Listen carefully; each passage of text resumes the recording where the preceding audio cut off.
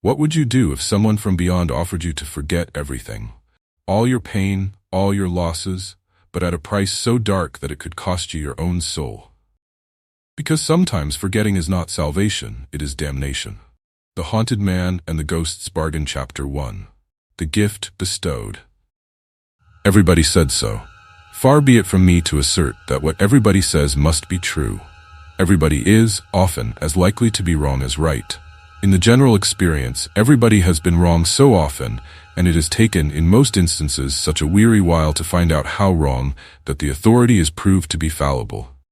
Everybody may sometimes be right, but that's no rule, as the ghost of Giles Scroggins says in the ballad. The dread word, ghost, recalls me. Everybody said he looked like a haunted man. The extent of my present claim for everybody is that they were so far right. He did. Who could have seen his hollow cheek, his sunken brilliant eye, his black-attired figure, indefinably grim, although well-knit and well-proportioned, his grizzled hair hanging like tangled seaweed about his face, as if he had been, through his whole life, a lonely mark for the chafing and beating of the great deep of humanity, but might have said he looked like a haunted man. Who could have observed his manner, taciturn, thoughtful, gloomy, shadowed by habitual reserve, retiring always and joking never, with a distraught air of reverting to a bygone place and time, or of listening to some old echoes in his mind, but might have said it was the manner of a haunted man? Who could have heard his voice, slow-speaking, deep and grave, with a natural fullness and melody in it, which he seemed to set himself against and stop, but might have said it was the voice of a haunted man?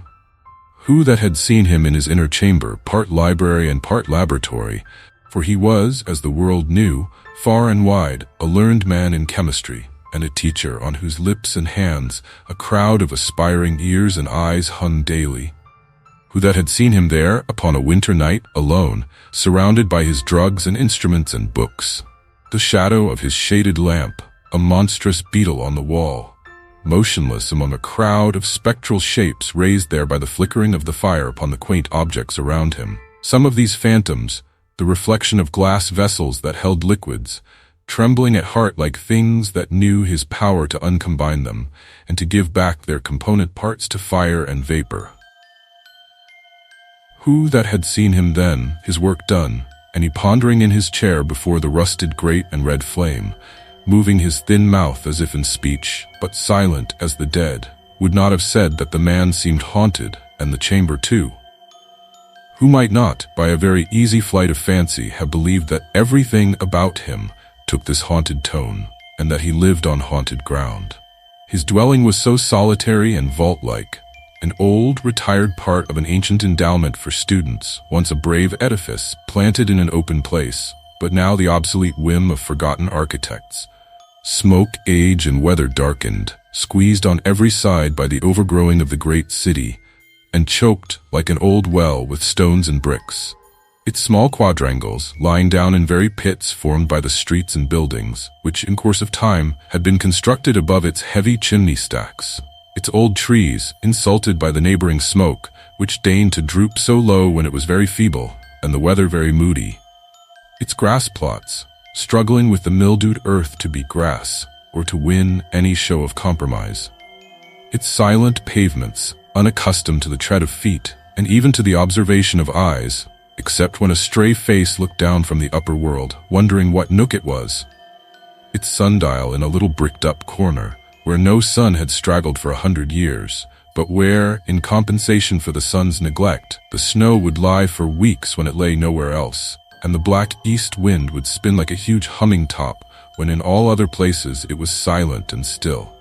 His dwelling, at its heart and core, within doors at his fireside, was so lowering and old, so crazy, yet so strong, with its worm-eaten beams of wood in the ceiling, and its sturdy floor shelving downward to the great oak chimney-piece. So environed and hemmed in by the pressure of the town, yet so remote in fashion, age, and custom. So quiet, yet so thundering with echoes when a distant voice was raised or a door was shut. Echoes not confined to the many low passages and empty rooms, but rumbling and grumbling till they were stifled in the heavy air of the forgotten crypt, where the Norman arches were half buried in the earth. You should have seen him in his dwelling about twilight in the dead winter time, when the wind was blowing, shrill and shrewd, with the going down of the blurred sun, when it was just so dark as that the forms of things were indistinct and big, but not wholly lost. When sitters by the fire began to see wild faces and figures, mountains and abysses, ambuscades and armies in the coals. When people in the streets bent down their heads and ran before the weather. When those who were obliged to meet it were stopped at angry corners, stung by wandering snowflakes alighting on the lashes of their eyes, which fell too sparingly and were blown away too quickly to leave a trace upon the frozen ground. When windows of private houses closed up tight and warm. When lighted gas began to burst forth in the busy and the quiet streets, fast blackening otherwise. When stray pedestrians, shivering along the ladder, looked down at the glowing fires in kitchens, and sharpened their sharp appetites by sniffing up the fragrance of whole miles of dinners. When travelers by land were bitter cold, and looked wearily on gloomy landscapes, rustling and shuddering in the blast. When mariners at sea outlying upon icy yards were tossed and swung above the howling ocean dreadfully. When lighthouses on rocks and headlands showed solitary and watchful, and benighted seabirds breasted on against their ponderous lanterns and fell dead. When little readers of storybooks by the firelight trembled to think of Kasim Baba cut into quarters, hanging in the robber's cave, or had some small misgivings that the fierce little old woman, with the crutch, who used to start out of the box in the merchant might one of these nights be found upon the stairs, in the long, cold, dusky journey up to bed. When, in rustic places, the last glimmering of daylight died away from the ends of avenues, and the trees, arching overhead, were sullen and black. When, in parks and woods, the high wet fern and sodden moss and beds of fallen leaves and trunks of trees were lost to view, in masses of impenetrable shade. When mists arose from dike and fen and river. When lights in old halls and in cottage windows were a cheerful sight. When the mill stopped, the wheelwright and the blacksmith shut their workshops, the turnpike gate closed, the plow and harrow were left lonely in the fields, the laborer and team went home, and the striking of the church clock had a deeper sound than at noon, and the churchyard wicket would be swung no more that night. When twilight everywhere released the shadows, prisoned up all day, that now closed in and gathered like mustering swarms of ghosts. When they stood lowering, in corners of rooms and frowned out from behind half-open doors. When they had full possession of unoccupied apartments. When they danced upon the floors and walls and ceilings of inhabited chambers, while the fire was low, and withdrew like ebbing waters when it sprang into a blaze. When they fantastically mocked the shapes of household objects, making the nurse an ogress, the rocking horse a monster, the wondering child, half scared and half amused, a stranger to itself, the very tongues upon the hearth, a straddling giant with his arms akimbo, evidently smelling the blood of Englishmen, and wanting to grind people's bones to make his bread. When these shadows brought into the minds of older people other thoughts, and showed them different images, when they stole from their retreats in the likenesses of forms and faces from the past, from the grave, from the deep, deep gulf, where the things that might have been and never were are always wandering. When he sat, as already mentioned, gazing at the fire. When, as it rose and fell, the shadows went and came.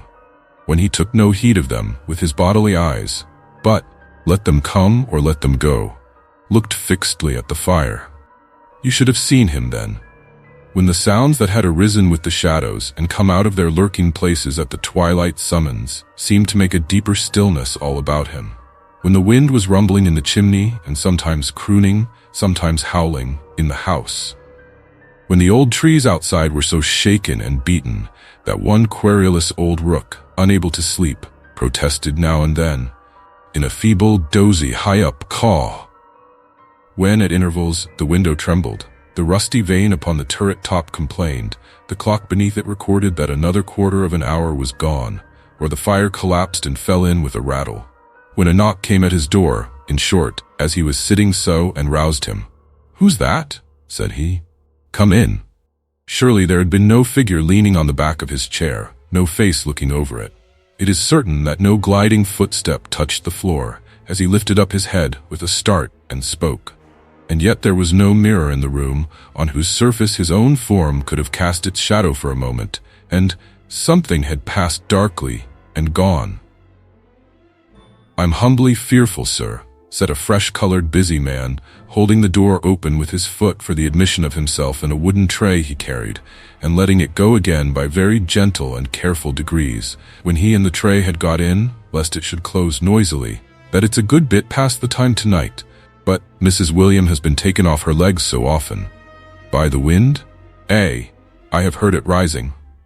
"By the wind, sir, that it's a mercy she got home at all." "Oh dear, yes, it was by the wind, Mr. Redlaw, by the wind." He had by this time put down the tray for dinner, and was employed in lighting the lamp and spreading a cloth on the table. From this employment he desisted in a hurry, to stir and feed the fire, and then resumed it. The lamp he had lighted, and the blaze that rose under his hand, so quickly changing the appearance of the room, that it seemed as if the mere coming in of his fresh red face and active manner had made the pleasant alteration.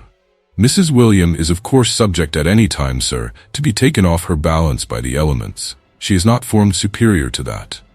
"No," returned Mr. Redlaw good-naturedly, though abruptly. "No, sir. Mrs. William may be taken off her balance by earth, as for example, last Sunday week, when sloppy and greasy, and she going out to tea with her newest sister-in-law, and having a pride in herself, and wishing to appear perfectly spotless, though pedestrian. Mrs. William may be taken off her balance by air, as being once over-persuaded by a friend to try a swing at Peckham Fair, which acted on her constitution instantly like a steamboat. Mrs. William may be taken off her balance by fire, as on a false alarm of engines at her mother's, when she went 2 miles in her nightcap. Mrs. William may be taken off her balance by water, as at Battersea when rowed into the piers by her young nephew, Charlie Swidger Jr., aged 12, which had no idea of boats whatever. But these are elements. Mrs. William must be taken out of elements for the strength of her character to come into play. As he stopped for a reply, the reply was yes, in the same tone as before. "Yes, sir." "Oh dear, yes," said Mr. Swidger, still proceeding with his preparations, and checking them off as he made them. "That's where it is, sir. That's what I always say myself, sir. Such a many of us Swidgers. Pepper. Why, there's my father, sir, superannuated keeper and custodian of this institution, 87-year-old. He's a Swidger. Spoon." "True, William," was the patient and abstracted answer, when he stopped again. "Yes, sir," said Mr. Swidger. "That's what I always say, sir. You may call him the trunk of the tree. Bread. Then you come to his successor, my unworthy self, Salt, and Mrs. William Swidgers both, knife and fork. Then you come to all my brothers and their families, Swidgers, man and woman, boy and girl. Why, what with cousins, uncles, aunts, and relationships of this, that, and t'other degree and what not degree, and marriages and lyings in, the Swidgers, tumbler, might take hold of hands and make a ring round England." Receiving no reply at all here from the thoughtful man whom he addressed, Mr. William approached him nearer, and made a feint of accidentally knocking the table with a decanter, to rouse him. The moment he succeeded, he went on, as if in great alacrity of acquiescence. "Yes, sir. That's just what I say myself, sir. Mrs. William and me have often said so. There's Swidgers enough, we say, without our voluntary contributions. Butter. In fact, sir, my father is a family in himself, casters, to take care of, and it happens all for the best that we have no child of our own, though it's made Mrs. William rather quiet-like, too." "Quite ready for the fowl and mashed potatoes, sir?" "Mrs. William said she'd dish in 10 minutes when I left the lodge." "I am quite ready," said the other, waking as from a dream, and walking slowly to and fro. "Mrs. William has been at it again, sir?" said the keeper, as he stood warming a plate at the fire, and pleasantly shading his face with it. Mr. Redlaw stopped in his walking, and an expression of interest appeared in him. "What I always say myself, sir, she will do it. There's a motherly feeling in Mrs. William's breast that must and will have went." "What has she done?" "Why, sir, not satisfied with being a sort of mother to all the young gentlemen that come up from a variety of parts to attend your courses of lectures at this ancient foundation. It's surprising how Stone Chaney catches the heat this frosty weather, to be sure." Here he turned the plate and cooled his fingers. "Well?" said Mr. Redlaw. That's just what I say myself, sir, returned Mr. William, speaking over his shoulder, as if in ready and delighted assent. That's exactly where it is, sir. There ain't one of our students but appears to regard Mrs. William in that light. Every day, right through the course, they puts their heads into the lodge, one after another, and have all got something to tell her, or something to ask her. Swidge is the appellation by which they speak of Mrs. William in general, among themselves, I'm told. But that's what I say, sir. Better be called ever so far out of your name if it's done in real liking than have it made ever so much of, and not cared about. What's a name for? To know a person by. If Mrs. William is known by something better than her name, I allude to Mrs. William's qualities and disposition. Never mind her name, though it is Swidger by rights. Let 'em call her Swidge, Widge, Bridge, Lord, London Bridge, Blackfriars, Chelsea, Putney, Waterloo, or Hammersmith Suspension, if they like. The close of this triumphant oration brought him and the plate to the table, upon which he half laid and half dropped it, with a lively sense of its being thoroughly heated, just as the subject of his praises entered the room, bearing another tray and a lantern, and followed by a venerable old man with long gray hair. Mrs. William, like Mr. William, was a simple, innocent-looking person, in whose smooth cheeks the cheerful red of her husband's official waistcoat was very pleasantly repeated. But whereas Mr. William's light hair stood on end all over his head, and seemed to draw his eyes up with it in an excess of bustling readiness for anything, the dark brown hair of Mrs. William was carefully smoothed down, and waved away under a trim, tidy cap, in the most exact and quiet manner imaginable. Whereas Mr. William's very trousers hitched themselves up at the ankles, as if it were not in their iron-gray nature to rest without looking about them, Mrs. William's neatly flowered skirts, red and white like her own pretty face, were as composed and orderly as if the very wind that blew so hard out of doors could not disturb one of their folds. Whereas his coat had something of a fly-away and half-off appearance about the collar and breast, her little bodice was so placid and neat that there should have been protection for her in it, had she needed any, with the roughest people. Who could have had the heart to make so calm a bosom swell with grief, or throb with fear, or flutter with a thought of shame? To whom would its repose and peace have not appealed against disturbance, like the innocent slumber of a child? Punctual, of course, Milly, said her husband, relieving her of the tray, or it wouldn't be you. Here's Mrs. William, sir. He looks lonelier than ever tonight, whispering to his wife as he was taking the tray, and ghostlier altogether. Without any show of hurry or noise, or any show of herself even, she was so calm and quiet, Milly set the dishes she had brought upon the table. Mr. William, after much clattering and running about, having only gained possession of a butterboat of gravy, which he stood ready to serve. "What is that the old man has in his arms?" asked Mr. Redlaw, as he sat down to his solitary meal. "Holly, sir," replied the quiet voice of Milly. "That's what I say myself, sir," interposed Mr. William, striking in with the butterboat. "Berries is so seasonable to the time of year. Brown gravy." "Another Christmas come, another year gone," murmured the chemist with a gloomy sigh. "More figures in the lengthening sum of recollection that we work and work at to our torment, till death idly jumbles all together and rubs all out. So, Philip," breaking off and raising his voice as he addressed the old man, standing apart, with his glistening burden in his arms, from which the quiet Mrs. William took small branches, which she noiselessly trimmed with her scissors, and decorated the room with, while her aged father-in-law looked on much interested in the ceremony. "My duty to you, sir," returned the old man. "Should have spoke before, sir, but know your ways, Mr. Redlaw. Proud to say, and wait till spoke to. Merry Christmas, sir, and Happy New Year, and many of 'em. Have had a pretty many of 'em myself, ha, and may take the liberty of wishing 'em. I'm 87. "Have you had so many that were merry and happy?" asked the other. Sir, ever so many," returned the old man. "Is his memory impaired with age?" "It is to be expected now," said Mr. Redlaw, turning to the son and speaking lower. "Not a morsel of it, sir," replied Mr. William.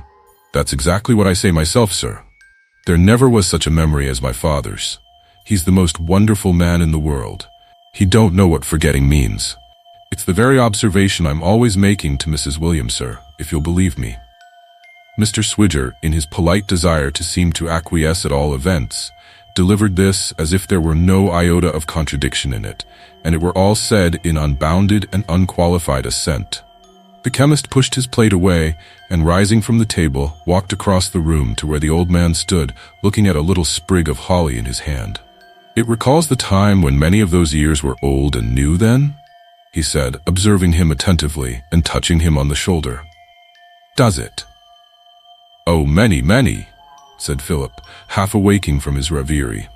"I'm 87. "Merry and happy, was it?" asked the chemist in a low voice. "Merry and happy, old man?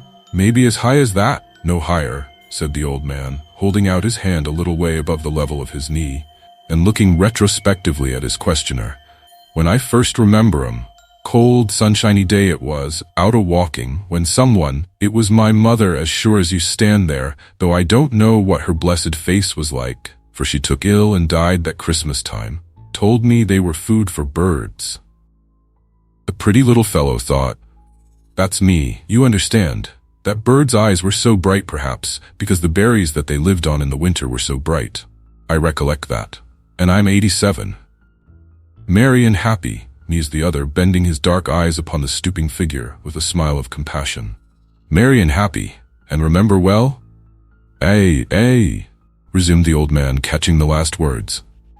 "I remember 'em well in my school time, year after year, and all the merry-making that used to come along with them. I was a strong chap then, Mr. Redlaw, and if you'll believe me, hadn't my match at football within 10 mile. Where's my son William? Hadn't my match at football, William, within 10 mile. "That's what I always say, father," returned the son promptly, and with great respect. "You are a Swidger, if ever there was one of the family."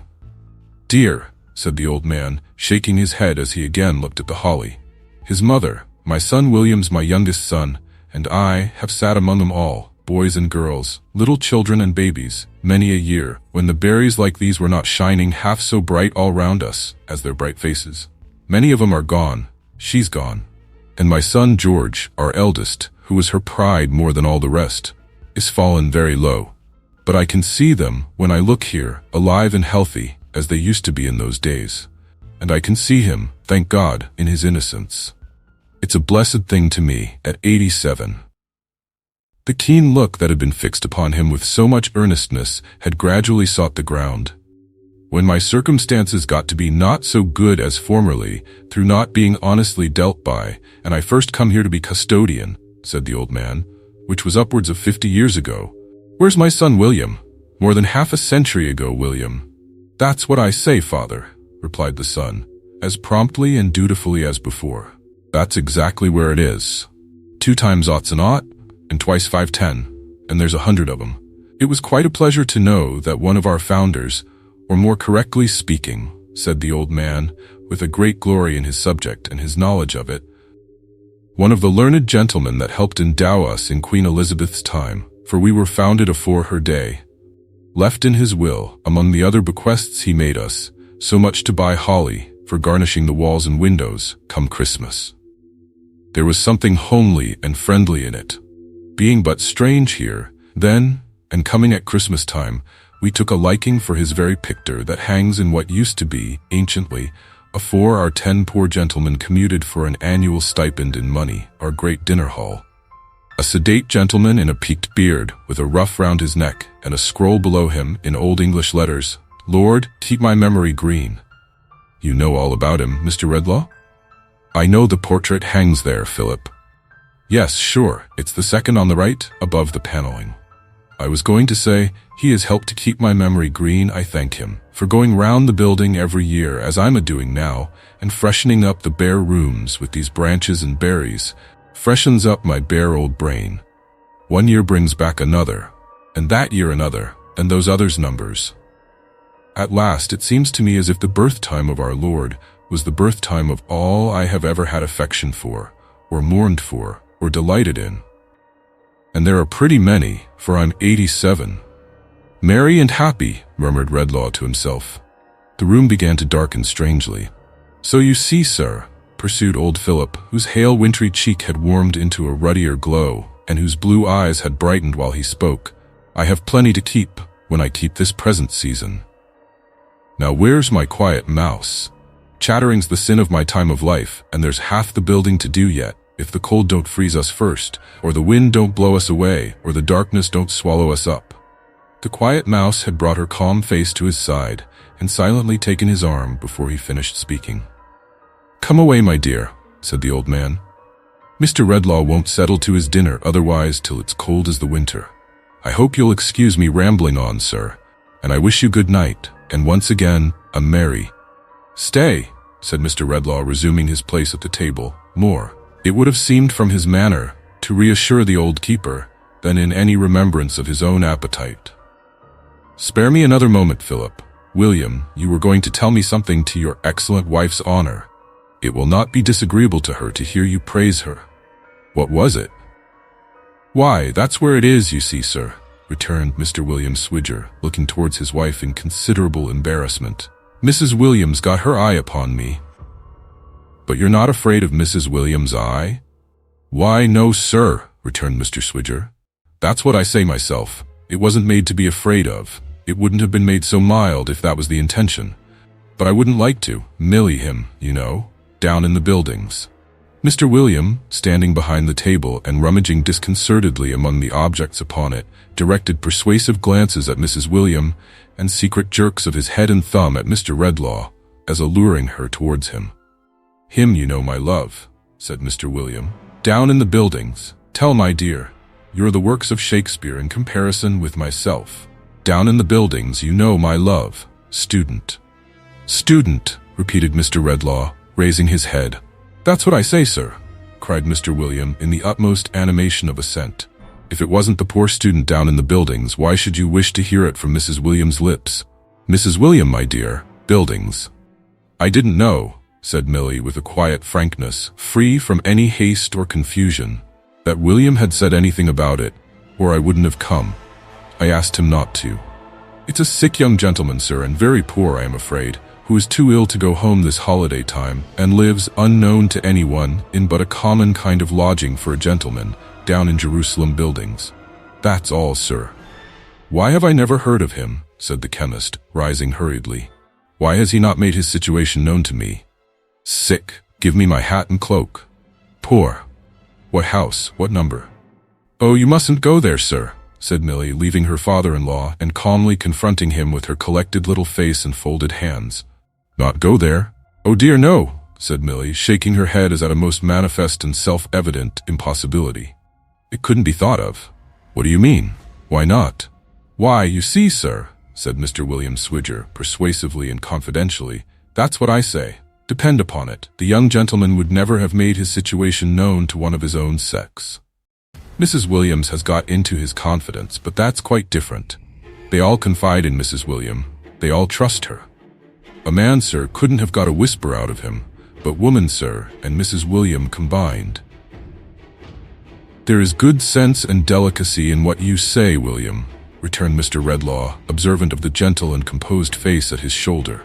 And laying his finger on his lip, he secretly put his purse into her hand. "Oh dear no, sir," cried Millie, giving it back again. "Worse and worse. Couldn't be dreamed of." Such a staid, matter-of-fact housewife she was, and so unruffled by the momentary haste of this rejection, that, an instant afterwards, she was tidily picking up a few leaves which had strayed from between her scissors and her apron when she had arranged the holly. Finding, when she rose from her stooping posture, that Mr. Redlaw was still regarding her with doubt and astonishment, she quietly repeated, looking about, the while, for any other fragments that might have escaped her observation, "Oh dear no, sir. He said that of all the world he would not be known to you, or receive help from you, though he is a student in your class. I have made no terms of secrecy with you, but I trust to your honor completely." "Why did he say so?" "Indeed, I can't tell, sir," said Millie after thinking a little, "because I am not at all clever, you know, and I wanted to be useful to him in making things neat and comfortable about him, and employed myself that way.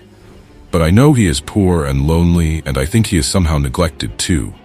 How dark it is." The room had darkened more and more. There was a very heavy gloom and shadow gathering behind the chemist's chair. "What more about him?" he asked. "He is engaged to be married when he can afford it," said Millie, and is studying, I think, to qualify himself to earn a living. I have seen a long time that he has studied hard and denied himself much. How very dark it is." "It's turned colder, too," said the old man, rubbing his hands. "There's a chill and dismal feeling in the room. Where's my son William? William, my boy, turn the lamp and rouse the fire." Millie's voice resumed, like quiet music very softly played. "He muttered in his broken sleep yesterday afternoon after talking to me," this was to herself, "about someone dead and some great wrong done that could never be forgotten. But whether to him or to another person, I don't know. Not by him, I am sure. And in short, Mrs. William, you see," which she wouldn't say herself, Mr. Redlaw, if she was to stop here till the new year after this next one, said Mr. William, coming up to him to speak in his ear, "has done him worlds of good, bless you, worlds of good. All at home just the same as ever. My father made us snug and comfortable, not a crumb of litter to be found in the house, if you were to offer £50 ready money for it. Mrs. William apparently never out of the way. Yet Mrs. William backwards and forwards, up and down, a mother to him." The room turned darker and colder, and the gloom and shadow gathering behind the chair was heavier. "Not content with this, sir, Mrs. William goes and finds this very night when she was coming home, why it's not above a couple of hours ago, a creature more like a young wild beast than a young child, shivering upon a doorstep. What does Mrs. William do, but brings it home to dry it, and feed it, and keep it till our old bounty of food and flannel is given away on Christmas morning. If it ever felt a fire before, it's as much as ever it did, for it's sitting in the old lodge chimney, staring at ours as if its ravenous eyes would never shut again." "It's sitting there at least," said Mr. William, correcting himself on reflection, "unless it's bolted." "Heaven keep her happy," said the chemist aloud, "and you too, Philip, and you, William. I must consider what to do in this. I may desire to see this student. I'll not detain you any longer now. Good night." "I thank ye, sir, I thank ye," said the old man, "for Mouse, and for my son William, and for myself." "Where's my son William?" "William, you take the lantern and go on first, through them long dark passages, as you did last year and the year afore." "Ha ha! I remember, though I'm 87. Lord, keep my memory green." "It's a very good prayer, Mr. Redlaw, that of the learned gentleman in the peaked beard, with a ruff round his neck. Hangs up, second, on the right above the panelling, in what used to be afore our 10 poor gentlemen commuted, our great dinner hall. Lord, keep my memory green. It's very good and pious, sir. Amen, amen." As they passed out and shut the heavy door, which, however carefully withheld, fired a long train of thundering reverberations when it shut at last, the room turned darker. As he fell amusing in his chair alone, the healthy holly withered on the wall and dropped, dead branches. As the gloom and shadow thickened behind him, in that place where it had been gathering so darkly, it took, by slow degrees, or out of it there came, by some unreal, unsubstantial process, not to be traced by any human sense, an awful likeness of himself. Ghastly and cold, colorless in its leaden face and hands, but with his features, and his bright eyes, and his grizzled hair, and dressed in the gloomy shadow of his dress, it came into his terrible appearance of existence, motionless, without a sound. As he leaned his arm upon the elbow of his chair, ruminating before the fire, it leaned upon the chair back, close above him, with its appalling copy of his face looking where his face looked, and bearing the expression his face bore. This, then, was the something that had passed and gone already. This was the dread companion of the haunted man. It took for some moments no more apparent heed of him than he of it. The Christmas waits were playing somewhere in the distance, and, through his thoughtfulness, he seemed to listen to the music. It seemed to listen too. At length he spoke, without moving or lifting up his face. "Here again," he said. "Here again," replied the phantom. "I see you in the fire," said the haunted man. "I hear you in music, in the wind, in the dead stillness of the night." The phantom moved its head, assenting. "Why do you come to haunt me thus?" "I come as I am called," replied the ghost. "No, unbidden," exclaimed the chemist. "Unbidden be it," said the spectre. "It is enough. I am here." Hitherto the light of the fire had shone on the two faces, if the dread lineaments behind the chair might be called a face, both addressed towards it, as at first, and neither looking at the other. But now, the haunted man turned suddenly and stared upon the ghost. The ghost, as sudden in its motion, passed to before the chair and stared on him. The living man and the animated image of himself dead might so have looked, the one upon the other.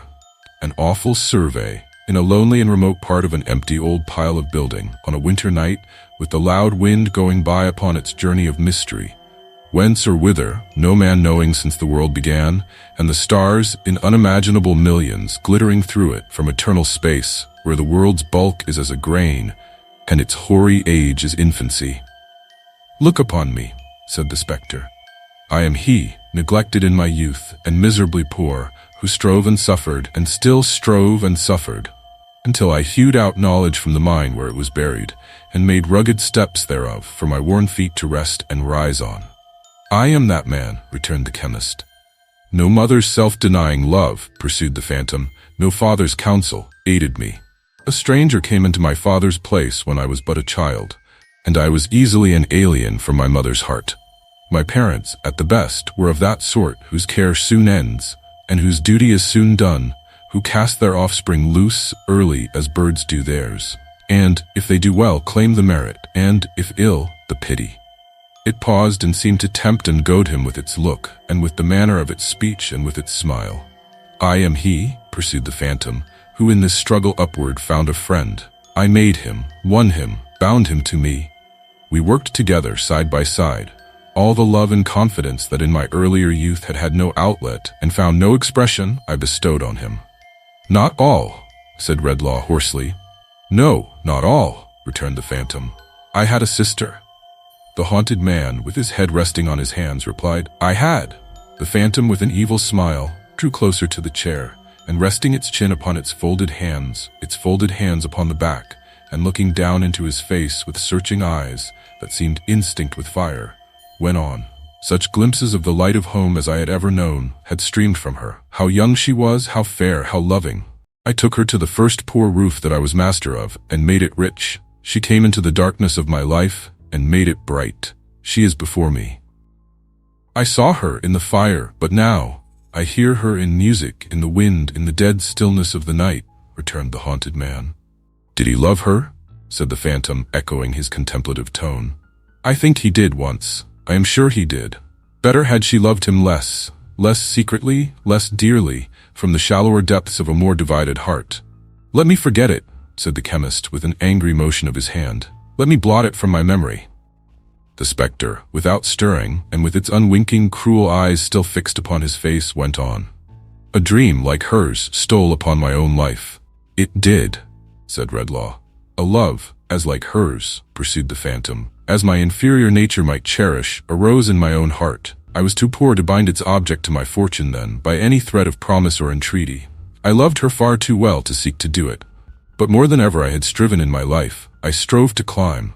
Only an inch gained brought me something nearer to the height. I toiled up. In the late pauses of my labor at that time, my sister, sweet companion, still sharing with me the expiring embers and the cooling hearth. When day was breaking, what pictures of the future did I see?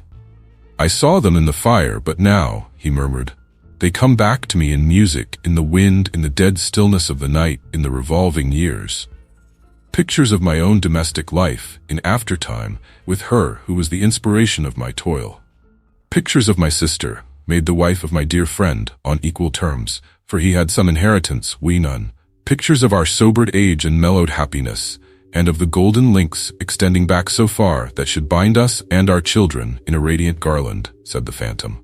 "Pictures," said the haunted man, "that were delusions. Why is it my doom to remember them too well?" "Delusions?" echoed the phantom in its changeless voice and glaring on him with its changeless eyes. "For my friend, in whose breast my confidence was locked as in my own, passing between me and the center of the system of my hopes and struggles, won her to himself and shattered my frail universe. My sister, doubly dear, doubly devoted, doubly cheerful in my home, lived on to see me famous, and my old ambition so rewarded when its spring was broken, and then died," he interposed. "Died, gentle as ever, happy, and with no concern but for her brother. Peace." The phantom watched him silently. "Remembered," said the haunted man after a pause. "Yes, so well remembered that even now, when years have passed, and nothing is more idle or more visionary to me than the boyish love so long outlived, I think of it with sympathy as if it were a younger brother's or a son's. Sometimes I even wonder when her heart first inclined to him, and how it had been affected towards me. Not lightly once, I think. But that is nothing. Early unhappiness, a wound from a hand I loved and trusted, and a loss that nothing can replace, outlives such fancies.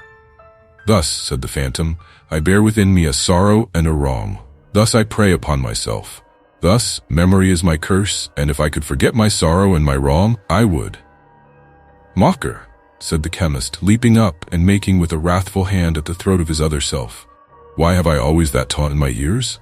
Forbear, exclaimed the spectre in an awful voice. Lay a hand on me and die.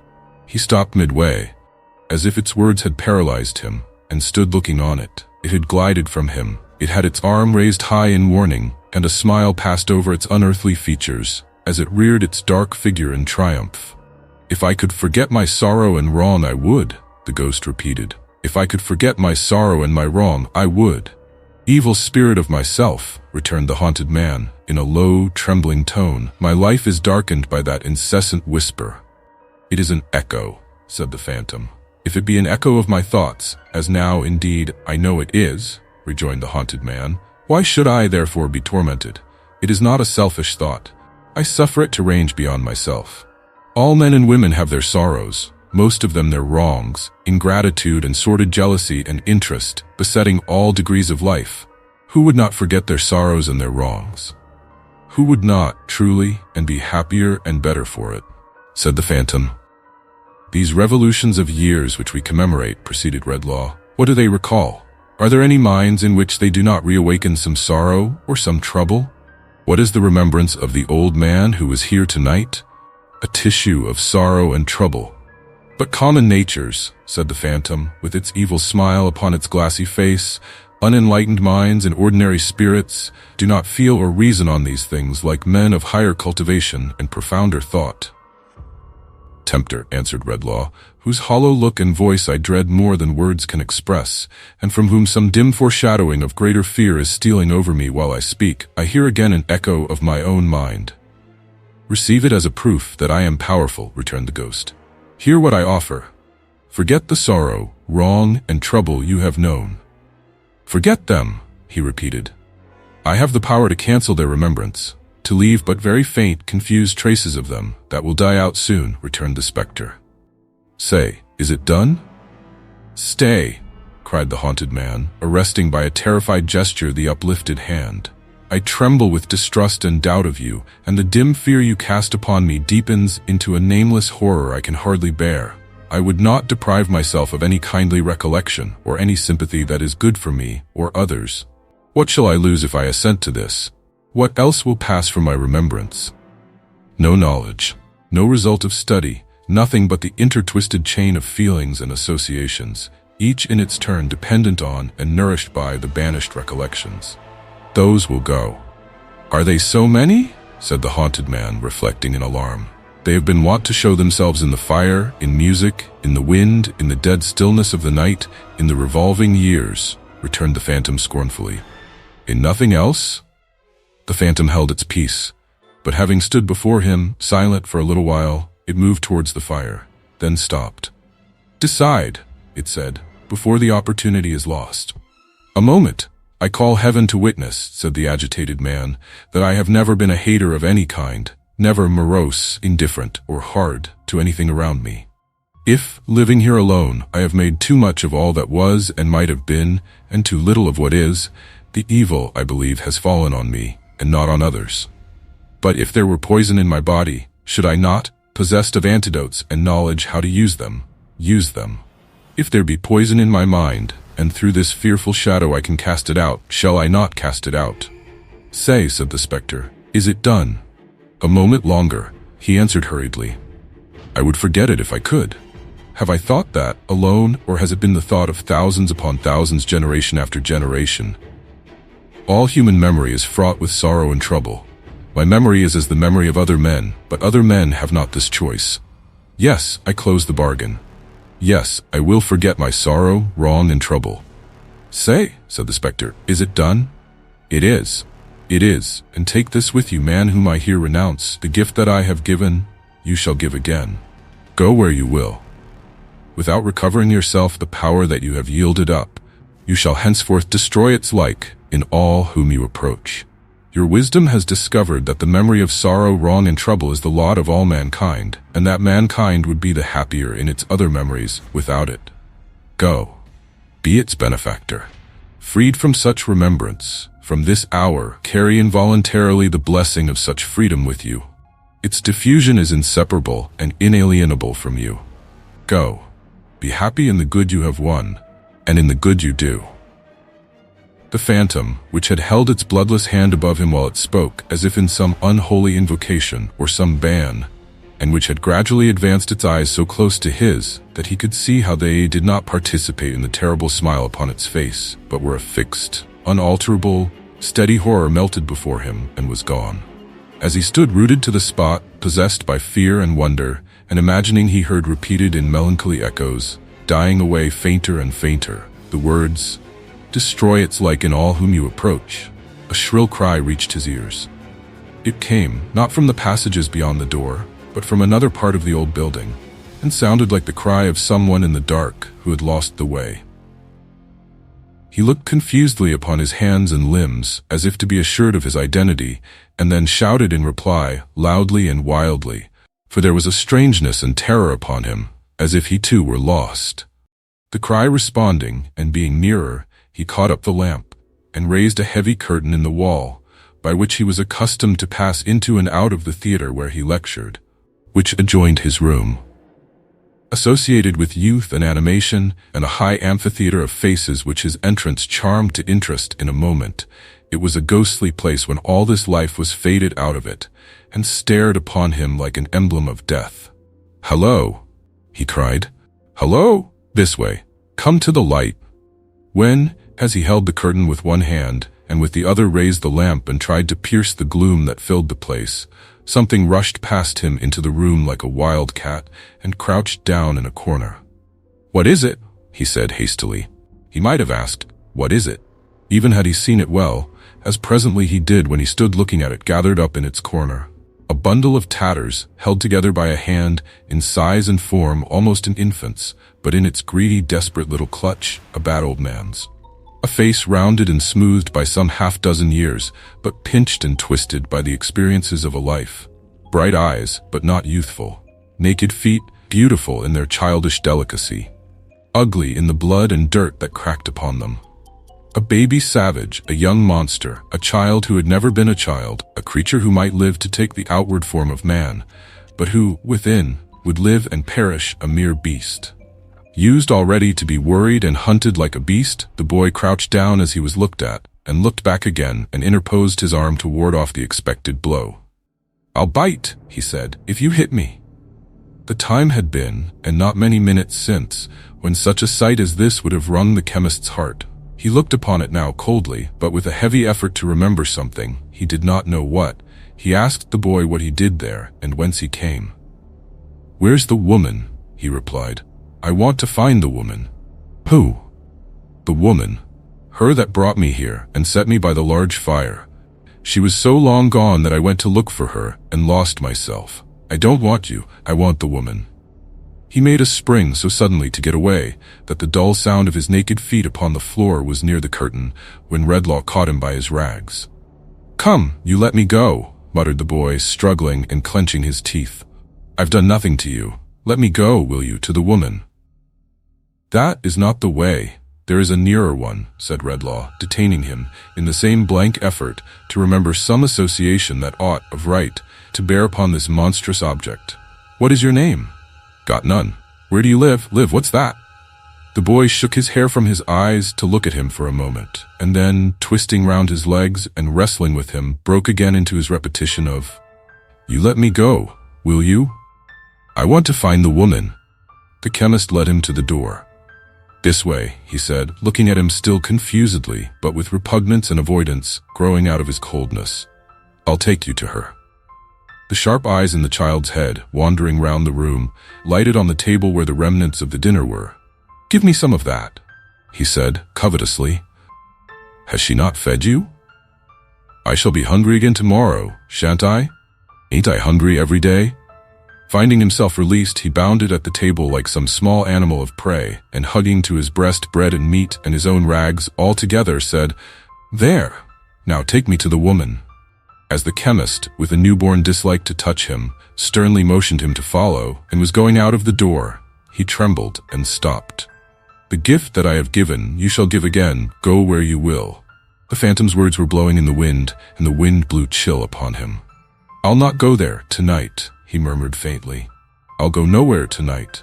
Boy, straight down this long arched passage, and past the great dark door into the yard. You see the fire shining on the window there." "The woman's fire?" inquired the boy. He nodded, and the naked feet had sprung away. He came back with his lamp, locked his door hastily, and sat down in his chair, covering his face like one who was frightened at himself. For now he was indeed alone, alone, alone. Chapter 2. The Gift Diffused. A small man sat in a small parlor, partitioned off from a small shop by a small screen, pasted all over with small scraps of newspapers. In company with the small man was almost any amount of small children you may please to name. At least it seemed so. They made, in that very limited sphere of action, such an imposing effect in point of numbers. Of these small fry, 2 had, by some strong machinery, been got into bed in a corner, where they might have reposed snugly enough in the sleep of innocence, but for a constitutional propensity to keep awake, and also to scuffle in and out of bed. The immediate occasion of these predatory dashes at the waking world was the construction of an oyster-shell wall in a corner by 2 other youths of tender age, on which fortification the 2 in bed made harassing descents, like those accursed Picts and Scots who beleaguer the early historical studies of most young Britons, and then withdrew to their own territory. In addition to the stir attendant on these inroads and the retorts of the invaded, who pursued hotly, and made lunges at the bedclothes under which the marauders took refuge, another little boy, in another little bed, contributed his mite of confusion to the family stock by casting his boots upon the waters, in other words, by launching these and several small objects, inoffensive in themselves, though of a hard substance considered as missiles, at the disturbers of his repose, who were not slow to return these compliments. Besides which, another little boy, the biggest there but still little, was tottering to and fro, bent on one side and considerably affected in his knees by the weight of a large baby, which he was supposed by a fiction that obtains sometimes in sanguine families to be hushing to sleep. But oh, the inexhaustible regions of contemplation and watchfulness into which this baby's eyes were then only beginning to compose themselves to stare, over his unconscious shoulder. It was a very Moloch of a baby, on whose insatiate altar the whole existence of this particular young brother was offered up a daily sacrifice.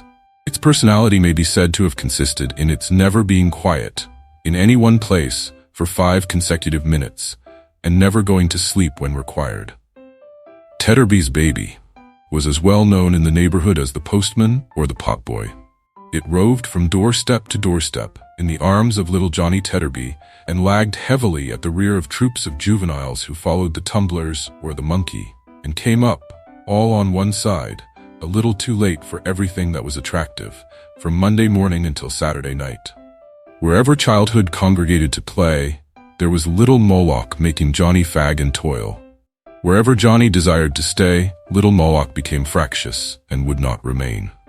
Whenever Johnny wanted to go out, Moloch was asleep and must be watched. Whenever Johnny wanted to stay at home, Moloch was awake and must be taken out. Yet Johnny was verily persuaded that it was a faultless baby, without its peer in the realm of England, and was quite content to catch meek glimpses of things in general from behind its skirts, or over its limp flapping bonnet, and to go staggering about with it like a very little porter with a very large parcel, which was not directed to anybody, and could never be delivered anywhere. The small man who sat in the small parlor, making fruitless attempts to read his newspaper peaceably in the midst of this disturbance, was the father of the family, and the chief of the firm described in the inscription over the little shop front by the name and title of A. Tetterby & Co., newsman.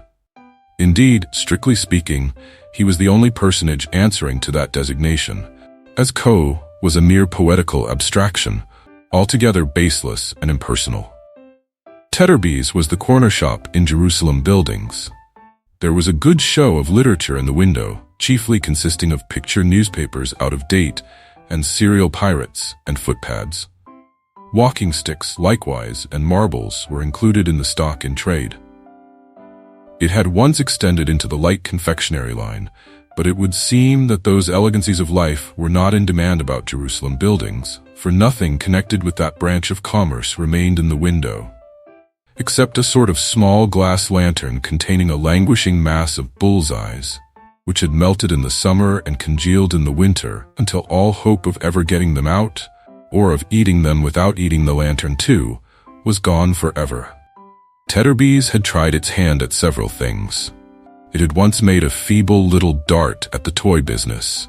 For, in another lantern, there was a heap of minute wax dolls, all sticking together upside down, in the direst confusion, with their feet on one another's heads, and a precipitate of broken arms and legs at the bottom. It had made a move in the millinery direction, which a few dry, wiry bonnet shapes remained in a corner of the window to attest. It had fancied that a living might lie hidden in the tobacco trade, and had stuck up a representation of a native of each of the three integral portions of the British Empire, in the act of consuming that fragrant weed, with a poetic legend attached, importing that united in one cause they sat and joked. One chewed tobacco, one took snuff, one smoked, but nothing seemed to have come of it, except flies. Time had been when it had a forlorn trust in imitative jewelry, for in one pane of glass there was a card of cheap seals and another of pencil cases, and a mysterious black amulet of inscrutable intention, labeled 9p. But, to that hour, Jerusalem Buildings had bought none of them. In short, Tetterby's had tried so hard to get a livelihood out of Jerusalem Buildings in one way or other, and appeared to have done so indifferently in all, that the best position in the firm was too evidently Co as a bodiless creation, being untroubled with the vulgar inconveniences of hunger and thirst, being chargeable neither to the poor's rates nor the assessed taxes, and having no young family to provide for. Tetterby himself, however, in his little parlor, as already mentioned, having the presence of a young family impressed upon his mind in a manner too clamorous to be disregarded, or to comport with the quiet perusal of a newspaper, laid down his paper, wheeled, in his distraction, a few times round the parlor, like an undecided carrier pigeon, made an ineffectual rush at one or two flying little figures in bedgowns that skimmed past him, and then, bearing suddenly down upon the only unoffending member of the family, boxed the ears of little Moloch's nurse. "You bad boy," said Mr. Tetterby. "Haven't you any feeling for your poor father after the fatigues and anxieties of a hard winter's day since 5 o'clock in the morning, but must you wither his rest and corrode his latest intelligence with your vicious tricks? Isn't it enough, sir, that your brother Dolphus is toiling and moiling in the fog and cold, and you rolling in the lap of luxury with a baby, and everything you can wish for?" said Mr. Tetterby, heaping this up as a great climax of blessings. "But must you make a wilderness of home and maniacs of your parents? Must you, Johnny, hey?" At each interrogation, Mr. Tetterby made a feint of boxing his ears again, but thought better of it and held his hand. "Oh, father," whimpered Johnny, "when I wasn't doing anything, I'm sure, but taking such care of Sally and getting her to sleep. Oh, father." "I wish my little woman would come home," said Mr. Tetterby, relenting and repenting. "I only wish my little woman would come home. I ain't fit to deal with them. They make my head go round and get the better of me. Oh, Johnny, isn't it enough that your dear mother has provided you with that sweet sister?" indicating Moloch. "Isn't it enough that you were 7 boys before without a ray of gal, and that your dear mother went through what she did go through, on purpose that you might all of you have a little sister, but must you so behave yourself as to make my head swim?" Softening more and more, as his own tender feelings and those of his injured son were worked on, Mr. Tetterby concluded by embracing him, and immediately breaking away to catch one of the real delinquents. A reasonably good start occurring, he succeeded, after a short but smart run, and some rather severe cross-country work under and over the bedsteads, and in and out among the intricacies of the chairs, in capturing this infant, whom he condemningly punished and bore to bed. This example had a powerful and apparently mesmeric influence on him of the boots, who instantly fell into a deep sleep, though he had been, but a moment before, broad awake and in the highest possible feather. Nor was it lost upon the two young architects who retired to bed in an adjoining closet with great privacy and speed. The comrade of the intercepted one also shrinking into his nest with similar discretion, Mr. Tetterby, when he paused for breath, found himself unexpectedly in a scene of peace. "My little woman herself," said Mr. Tetterby, wiping his flushed face, "could hardly have done it better. I only wish my little woman had had it to do, I do indeed." Mr. Tetterby sought upon his screen for a passage appropriate to be impressed upon his children's minds on the occasion, and read the following.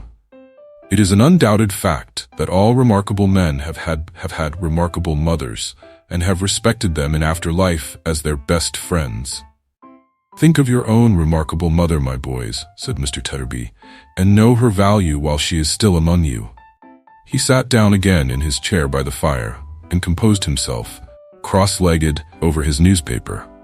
"Let anybody, I don't care who it is, get out of bed again," said Tetterby as a general proclamation, delivered in a very soft-hearted manner, and astonishment will be the portion of that respected contemporary, which expression Mr. Tetterby selected from his screen. "Johnny, my child, take care of your only sister, Sally, for she's the brightest gem that ever sparkled on your early brow." Johnny sat down on a little stool and devotedly crushed himself beneath the weight of Moloch. "Ah, what a gift that baby is to you, Johnny," said his father, "and how thankful you ought to be. It is not generally known, Johnny," he was now referring to the screen again, "but it is a fact ascertained by accurate calculations that the following immense percentage of babies never attain to 2 years old. That is to say—" "Oh, don't, father, please," cried Johnny. "I can't bear it when I think of Sally." Tetterby, desisting Johnny with a profound sense of his trust, wiped his eyes and hushed his sister. "Your brother Dolphus," said his father, poking the fire, "is late tonight, Johnny, and will come home like a lump of ice. What's got your precious mother?" "Here's mother and Dolphus too, father," exclaimed Johnny, "I think." "You're right," returned his father, listening. "Yes, that's the footstep of my little woman." The process of induction by which Mr. Tetterby had come to the conclusion that his wife was a little woman was his own secret. She would have made 2 editions of himself, very easily. Considered as an individual, she was rather remarkable for being robust and portly, but considered with reference to her husband, her dimensions became magnificent. Nor did they assume a less imposing proportion when studied with reference to the size of her 7 sons, who were but diminutive. In the case of Sally, however, Mrs. Tetterby had asserted herself at last, as nobody knew better than the victim Johnny, who weighed and measured that exacting idol every hour in the day. Mrs. Tetterby, who had been marketing and carried a basket, threw back her bonnet and shawl, and sitting down, fatigued, commanded Johnny to bring his sweet charge to her straightway for a kiss. Johnny, having complied and gone back to his stool, and again crushed himself, Master Adolphus Tetterby, who had by this time unwound his torso out of a prismatic comforter, apparently interminable, requested the same favor. Johnny, having again complied, and again gone back to his stool, and again crushed himself, Mr. Tetterby, struck by a sudden thought, preferred the same claim on his own parental part. The satisfaction of this third desire completely exhausted the sacrifice, who had hardly breath enough left to get back to his stool, crush himself again, and pant at his relations. "Whatever you do, Johnny," said Mrs. Tetterby, shaking her head, "take care of her, or never look your mother in the face again." "Nor your brother," said Adolphus. "Nor your father, Johnny," added Mr. Tetterby. Johnny, much affected by this conditional renunciation of him, looked down at Moloch's eyes to see that they were all right, so far, and skillfully patted her back, which was uppermost, and rocked her with his foot. "Are you wet, Dolphus, my boy?" said his father. "Come and take my chair, and dry yourself." "No, father, thank ye," said Adolphus, smoothing himself down with his hands. "I ain't very wet, I don't think. Does my face shine much, father?" "Well, it does look waxy, my boy," returned Mr. Tetterby. "It's the weather, father," said Adolphus, polishing his cheeks on the worn sleeve of his jacket. "What with rain and sleet and wind and snow and fog, my face gets quite brought out into a rash sometimes, and shines it does. Oh, don't it though?" Master Adolphus was also in the newspaper line of life, being employed by a more thriving firm than his father and co. to vend newspapers at a railway station, where his chubby little person, like a shabbily disguised Cupid, and his shrill little voice, he was not much more than 10 years old, were as well known as the hoarse panting of the locomotives, running in and out. His juvenility might have been at some loss for a harmless outlet in this early application to traffic, but for a fortunate discovery he made of a means of entertaining himself, and of dividing the long day into stages of interest without neglecting business. This ingenious invention, remarkable, like many great discoveries, for its simplicity, consisted in varying the first vowel in the word paper, and substituting in its stead, at different periods of the day, all the other vowels in grammatical succession. Thus, before daylight in the wintertime, he went to and fro in his little oilskin cap and cape and his big comforter, piercing the heavy air with his cry of "Morning Pupper," which, about an hour before noon, changed to "Morning Pepper," which, at about 2, changed to "Morning Pipper," which in a couple of hours changed to "Morning Popper," and so declined with the sun into "Evening Pupper," to the great relief and comfort of this young gentleman's spirits. Mrs. Tetterby, his lady mother, who had been sitting with her bonnet and shawl thrown back, as aforesaid, thoughtfully turning her wedding ring round and round upon her finger, now rose, and divesting herself of her out-of-door attire, began to lay the cloth for supper. "Ah, dear me, dear me, dear me," said Mrs. Tetterby. "That's the way the world goes." "Which is the way the world goes, my dear?" asked Mr. Tetterby, looking round. "Oh, nothing," said Mrs. Tetterby. Mr. Tetterby elevated his eyebrows, folded his newspaper afresh, and carried his eyes up it, and down it, and across it, but was wandering in his attention and not reading it. Mrs. Tetterby, at the same time, laid the cloth, but rather as if she were punishing the table than preparing the family supper, hitting it unnecessarily hard with the knives and forks, slapping it with the plates, dinting it with the salt cellar, and coming heavily down upon it with the loaf. "Ah, dear me, dear me, dear me," said Mrs. Tetterby. "That's the way the world goes." "My duck," returned her husband, looking round again. "You said that before. Which is the way the world goes?" "Oh, nothing," said Mrs. Tetterby. "Sophia," remonstrated her husband, "you said that before too." "Well, I'll say it again if you like," returned Mrs. Tetterby. "Oh, nothing there, and again if you like, oh, nothing there, and again if you like, oh, nothing, now then." Mr. Tetterby brought his eye to bear upon the partner of his bosom, and said in mild astonishment, "My little woman, what has put you out?" "I'm sure I don't know," she retorted. "Don't ask me. Who said I was put out at all? I never did." Mr. Tetterby gave up the perusal of his newspaper as a bad job, and taking a slow walk across the room, with his hands behind him, and his shoulders raised, his gait according perfectly with the resignation of his manner, addressed himself to his 2 eldest offspring. "Your supper will be ready in a minute, Dolphus," said Mr. Tetterby. "Your mother has been out in the wet, to the cook's shop, to buy it. It was very good of your mother so to do. You shall get some supper too, very soon, Johnny. Your mother's pleased with you, my man, for being so attentive to your precious sister." Mrs. Tetterby, without any remark, but with a decided subsidence of her animosity towards the table, finished her preparations, and took from her ample basket a substantial slab of hot peas pudding wrapped in paper, and a basin covered with a saucer, which, on being uncovered, sent forth an odor so agreeable that the 3 pair of eyes in the 2 beds opened wide and fixed themselves upon the banquet. Mr. Tetterby, without regarding this tacit invitation to be seated, stood repeating slowly, "Yes, yes, your supper will be ready in a minute. Dolphus, your mother went out in the wet, to the cook's shop to buy it. It was very good of your mother so to do." Until Mrs. Tetterby, who had been exhibiting sundry tokens of contrition behind him, caught him round the neck and wept. "Oh, Dolphus," said Mrs. Tetterby, "how could I go and behave so?" This reconciliation affected Adolphus the younger and Johnny to that degree, that they both, as with one accord, raised a dismal cry, which had the effect of immediately shutting up the round eyes in the beds. and utterly routing the two remaining little Tetterbys, just then stealing in from the adjoining closet to see what was going on in the eating way. "I am sure, Dolphus," sobbed Mrs. Tetterby. "Coming home, I had no more idea than a child unborn." Mr. Tetterby seemed to dislike this figure of speech and observed, "Say than the baby, my dear." "Had no more idea than the baby," said Mrs. Tetterby. "Johnny, don't look at me, but look at her, or she'll fall out of your lap and be killed, and then you'll die in agonies of a broken heart, and serve you right. No more idea I hadn't than that, darling, of being cross when I came home, but somehow, Dolphus—" Mrs. Tetterby paused and again turned her wedding ring round and round upon her finger. "I see," said Mr. Tetterby. "I understand my little woman was put out. Hard times and hard weather and hard work make it trying now and then. I see, bless your soul.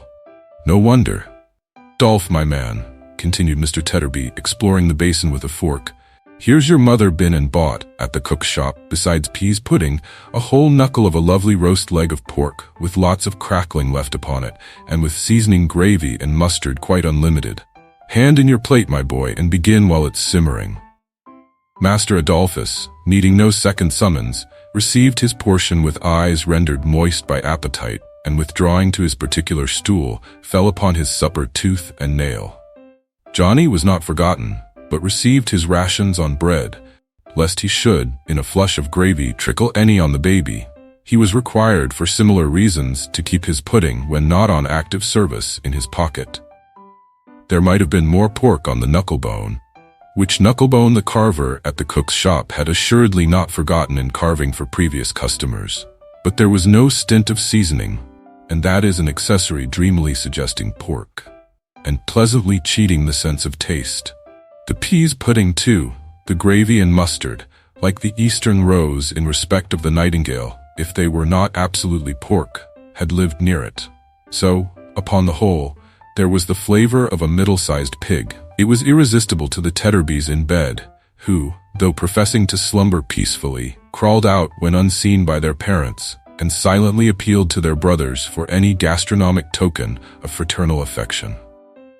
They, not heart of heart, presenting scraps in return, it resulted that a party of light skirmishers in nightgowns were careering about the parlor all through supper, which harassed Mr. Tetterby exceedingly, and once or twice imposed upon him the necessity of a charge, before which these guerrilla troops retired in all directions and in great confusion.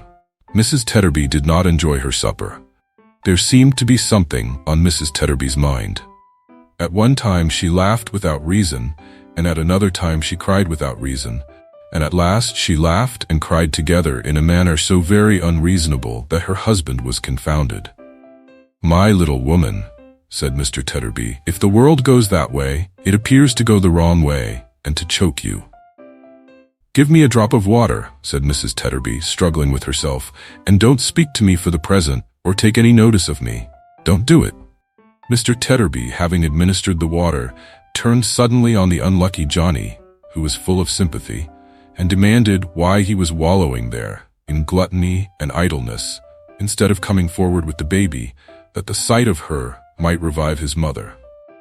Johnny immediately approached, borne down by its weight, but Mrs. Tetterby, holding out her hand to signify that she was not in a condition to bear that trying appeal to her feelings, he was interdicted from advancing another inch, on pain of perpetual hatred from all his dearest connections, and accordingly retired to his stool again and crushed himself as before. After a pause, Mrs. Tetterby said she was better now and began to laugh. "My little woman," said her husband dubiously, "are you quite sure you're better? Or are you, Sophia, about to break out in a fresh direction?" "No, Dolphus, no," replied his wife. "I'm quite myself." With that, settling her hair and pressing the palms of her hands upon her eyes, she laughed again. "What a wicked fool I was to think so for a moment," said Mrs. Tetterby. "Come nearer, Dolphus, and let me ease my mind and tell you what I mean. Let me tell you all about it." Mr. Tetterby bringing his chair closer, Mrs. Tetterby laughed again, gave him a hug, and wiped her eyes. "You know, Dolphus, my dear," said Mrs. Tetterby, "that when I was single, I might have given myself away in several directions. At one time, 4 after me at once, 2 of them were sons of Mars." "We're all sons of Mars, my dear," said Mr. Tetterby, "jointly with Pa's." I don't mean that, replied his wife. I mean soldiers, sergeants. Oh, said Mr. Tetterby. Well, Dolphus, I'm sure I never think of such things now to regret them, and I'm sure I've got as good a husband and would do as much to prove that I was fond of him as any little woman in the world, said Mr. Tetterby. Very good. Very good. If Mr. Tetterby had been 10 feet high, he could not have expressed a gentler consideration for Mrs. Tetterby's fairy-like stature. And if Mrs. Tetterby had been 2 feet high, she could not have felt it more appropriately her due. But you see, Dolphus, said Mrs. Tetterby, this being Christmas time, when all people who can make holiday, and when all people who have got money like to spend some, I did, somehow, get a little out of sorts when I was in the streets just now. There were so many things to be sold, such delicious things to eat, such fine things to look at, such delightful things to have. And there was so much calculating and calculating necessary before I durst lay out a sixpence for the commonest thing, and the basket was so large and wanted so much in it, and my stock of money was so small and would go such a little way. You hate me, don't you, Dolphus? Not quite, said Mr. Tetterby, as yet. Well, I'll tell you the whole truth, pursued his wife penitently, and then perhaps you will. I felt all this so much when I was trudging about in the cold, and when I saw a lot of other calculating faces and large baskets trudging about too, that I began to think whether I mightn't have done better and been happier if I hadn't. The wedding ring went round again, and Mrs. Tetterby shook her downcast head as she turned it. I see, said her husband quietly, if you hadn't married at all, or if you had married somebody else. Yes, sobbed Mrs. Tetterby. That's really what I thought. Do you hate me now, Dolphus? Why, no, said Mr. Tetterby. I don't find that I do, as yet. Mrs. Tetterby gave him a thankful kiss and went on. I begin to hope you won't now, Dolphus, though I'm afraid I haven't told you the worst. I can't think what came over me. I don't know whether I was ill or mad or what I was, but I couldn't call up anything that seemed to bind us to each other or to reconcile me to my fortune. All the pleasures and enjoyments we had ever had, they seemed so poor and insignificant. I hated them. I could have trodden on them, and I could think of nothing else except our being poor and the number of mouths there were at home. Well, well, my dear, said Mr. Tetterby, shaking her hand encouragingly. That's truth after all. We are poor, and there are a number of mouths at home here. Ah, but Dolph, cried his wife, laying her hands upon his neck. My good, kind, patient fellow, when I had been at home a very little while. How different. Oh, Dolph, dear, how different it was. I felt as if there was a rush of recollection on me, all at once, that softened my hard heart and filled it up till it was bursting. All our struggles for a livelihood, all our cares and wants since we have been married, all the times of sickness, all the hours of watching we have ever had by one another or by the children, seemed to speak to me and say that they had made us one, and that I never might have been, or could have been, or would have been, any other than the wife and mother I am. Then, the cheap enjoyments that I could have trodden on so cruelly got to be so precious to me, oh, so priceless and dear, that I couldn't bear to think how much I had wronged them. And I said, and say again 100 times, how could I ever behave so? Dolphus, how could I ever have the heart to do it? The good woman, quite carried away by her honest tenderness and remorse, was weeping with all her heart when she started up with a scream and ran behind her husband. Her cry was so terrified that the children started from their sleep and from their beds and clung about her. Nor did her gaze belie her voice as she pointed to a pale man in a black cloak who had come into the room. Look at that man. Look there. What does he want? My dear, returned her husband, I'll ask him if you'll let me go. What's the matter? How you shake? I saw him in the street when I was out just now. He looked at me and stood near me. I am afraid of him. Afraid of him? Why? I don't know why. Stop, husband, for he was going towards the stranger. She had one hand pressed upon her forehead and one upon her breast, and there was a peculiar fluttering all over her and a hurried, unsteady motion of her eyes, as if she had lost something. Are you ill, my dear? What is it that is going from me again? She muttered in a low voice. What is this that is going away? Then she abruptly answered, Ill? No, I am quite well, and stood looking vacantly at the floor. her husband, who had not been altogether free from the infection of her fear at first, and whom the present strangeness of her manner did not tend to reassure, addressed himself to the pale visitor in the black cloak, who stood still and whose eyes were bent upon the ground. "What may be your pleasure, sir?" he asked. "With us?" "I fear that my coming in unperceived," returned the visitor, "has alarmed you, but you were talking and did not hear me." "My little woman says," "Perhaps you heard her say it," returned Mr. Tetterby, "that it's not the first time you have alarmed her tonight. I am sorry for it. I remember to have observed her, for a few moments only, in the street, foot off. I had no intention of frightening her." As he raised his eyes in speaking, she raised hers. It was extraordinary to see what dread she had of him, and with what dread he observed it, and yet how narrowly and closely. "My name," he said, "is Redlaw. I come from the old college hard by. A young gentleman who is a student there lodges in your house, does he not?" "Mr. Denham?" said Tetterby. "Yes." It was a natural action, and so slight as to be hardly noticeable. But the little man, before speaking again, passed his hand across his forehead, and looked quickly round the room, as though he were sensible of some change in its atmosphere. The chemist, instantly transferring to him the look of dread he had directed towards the wife, stepped back, and his face turned paler. "The gentleman's room," said Tetterby, "is upstairs, sir. There's a more convenient private entrance, but as you have come in here, it will save your going out into the cold, if you'll take this little staircase," showing one communicating directly with the parlor, "and go up to him that way if you wish to see him." "Yes, I wish to see him," said the chemist. "Can you spare a light?" The watchfulness of his haggard look and the inexplicable distrust that darkened it seemed to trouble Mr. Tetterby.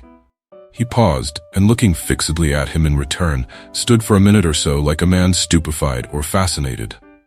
At length he said, "I'll light you, sir, if you'll follow me." "No," replied the chemist, "I don't wish to be attended or announced to him. He does not expect me. I would rather go alone. Please to give me the light if you can spare it, and I'll find the way." In the quickness of his expression of this desire, and in taking the candle from the newsman, he touched him on the breast.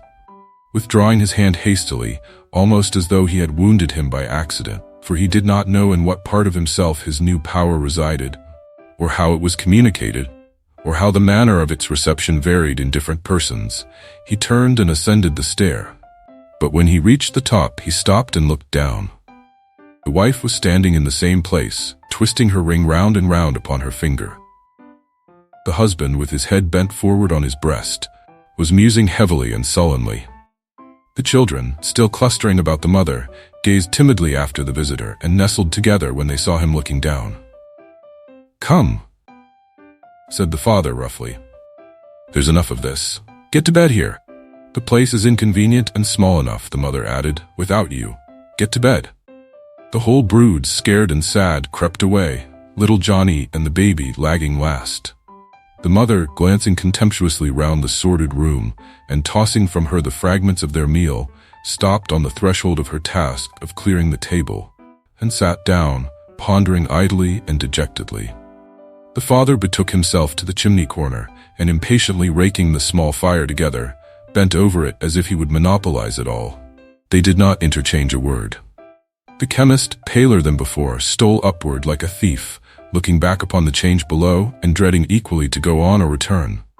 "What have I done?" he said confusedly. "What am I going to do? To be the benefactor of mankind," he thought he heard a voice reply. He looked round, but there was nothing there, and a passage now shutting out the little parlor from his view, he went on, directing his eyes before him at the way he went. "It is only since last night," he muttered gloomily, "that I have remained shut up, and yet all things are strange to me. I am strange to myself. I am here, as in a dream. What interest have I in this place, or in any place that I can bring to my remembrance? My mind is going blind." There was a door before him, and he knocked at it. Being invited by a voice within to enter, he complied. "Is that my kind nurse?" said the voice. "But I need not ask her. There is no one else to come here."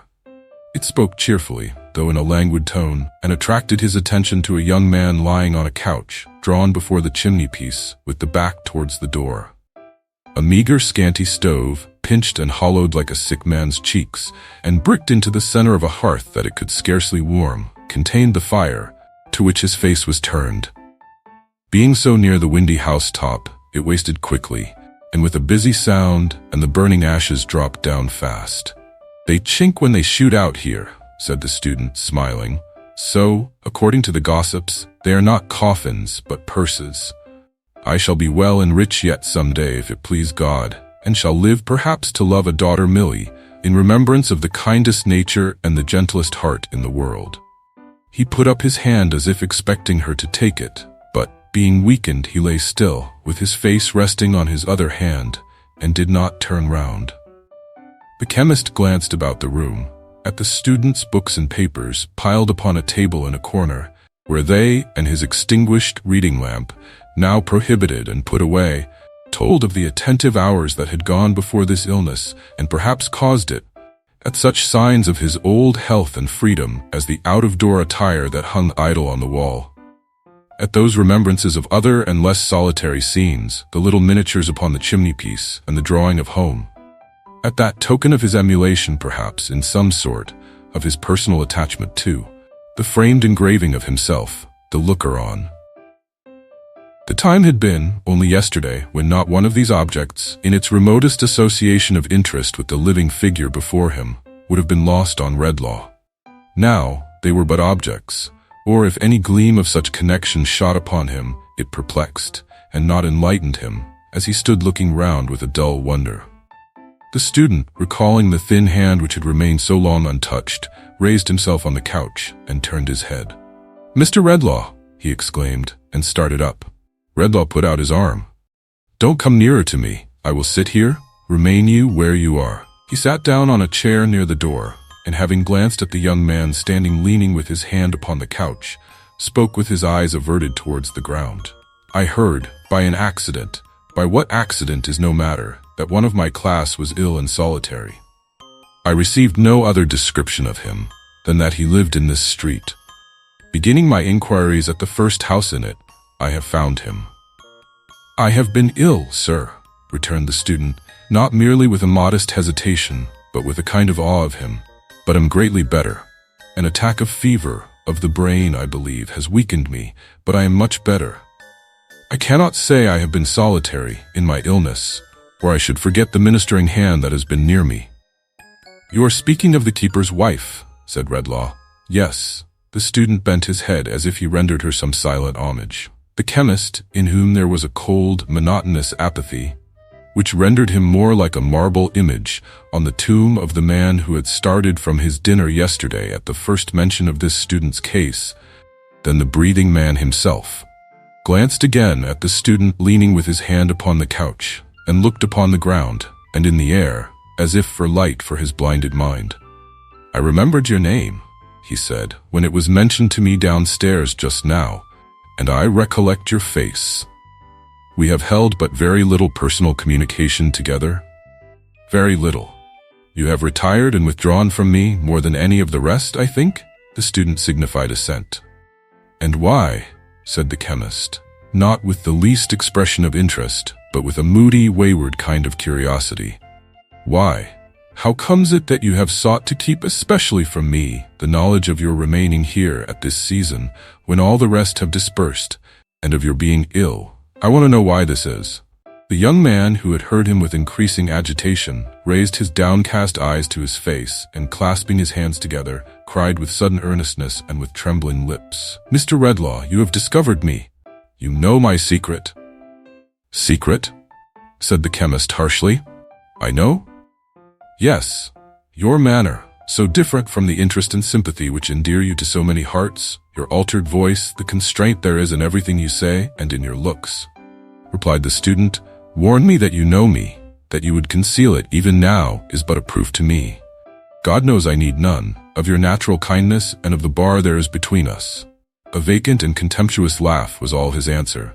"But, Mr. Redlaw," said the student, "as a just man and a good man, think how innocent I am, except in name and descent, of participation in any wrong inflicted on you, or in any sorrow you have borne." "Sorrow," said Redlaw, laughing. "Wrong. What are those to me? For heaven's sake, entreated the shrinking student. "Do not let the mere interchange of a few words with me change you like this, sir. Let me pass again from your knowledge and notice. Let me occupy my old reserved and distant place among those whom you instruct. Know me only by the name I have assumed, and not by that of Longford." "Longford!" exclaimed the other.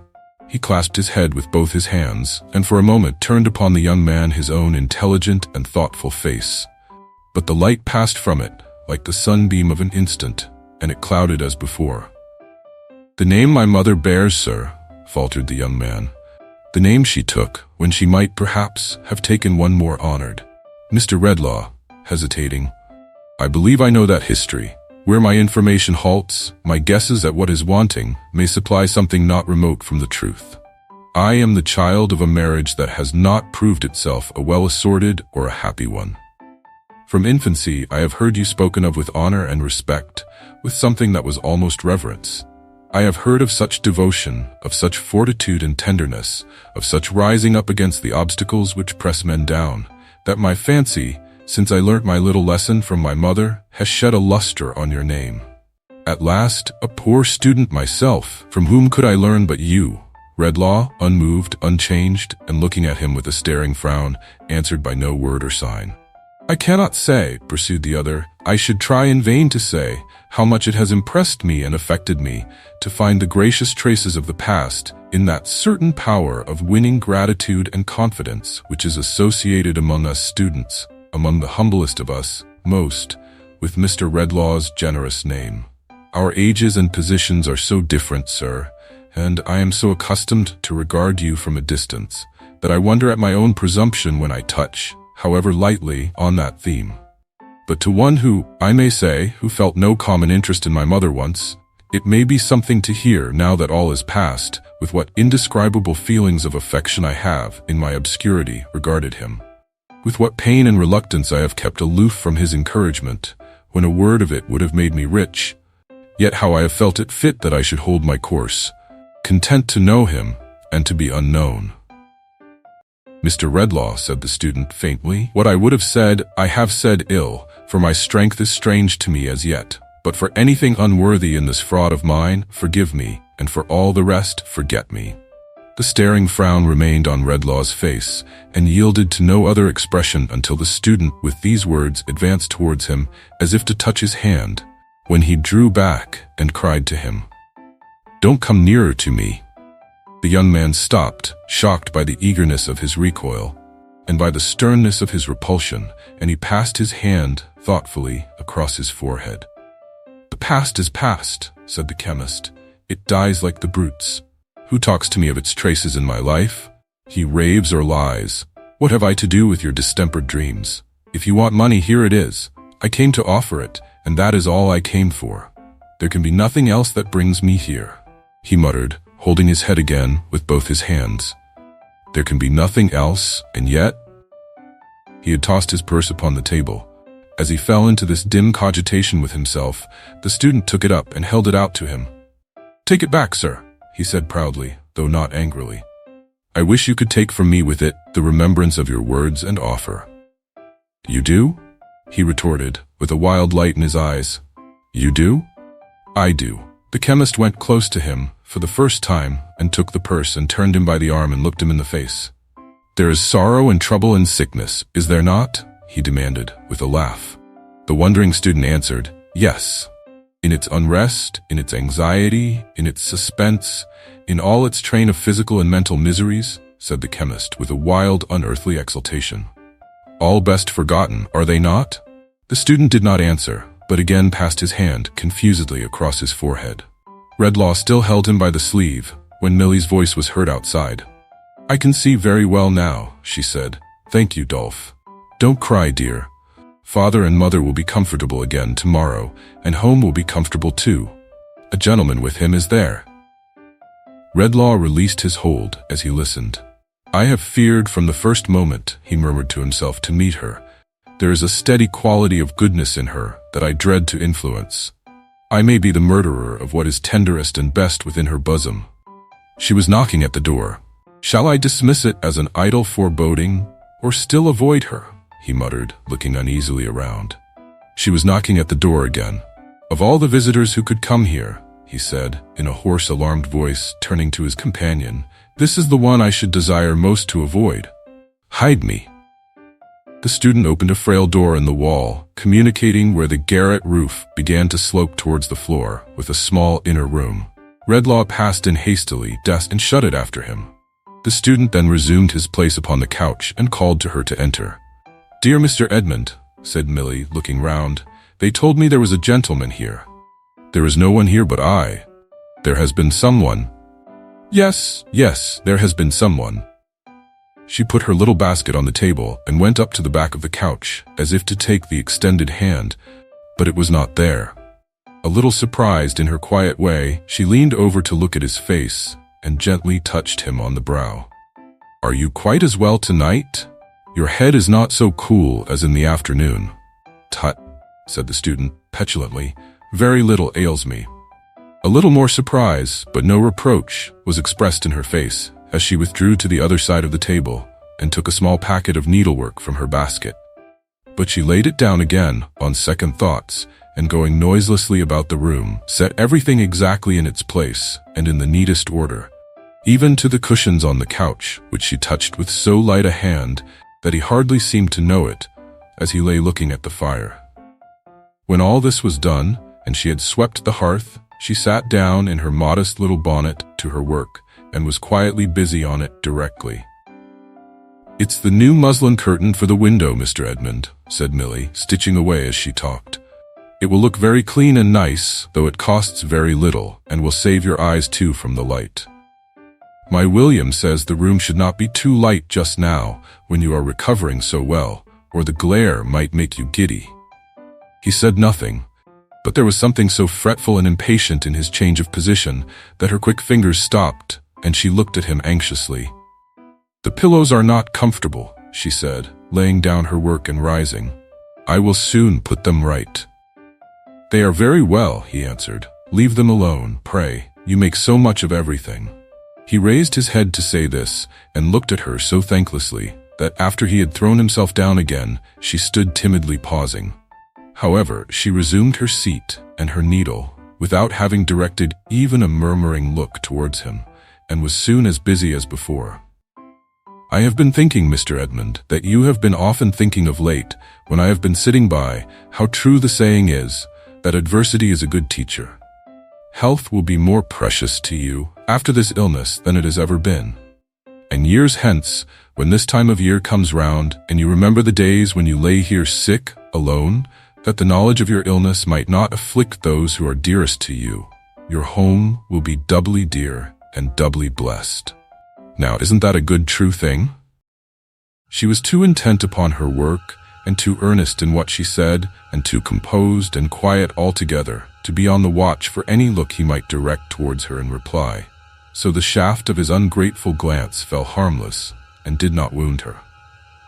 "Ah," said Milly, with her pretty head inclining thoughtfully on one side, as she looked down, following her busy fingers with her eyes.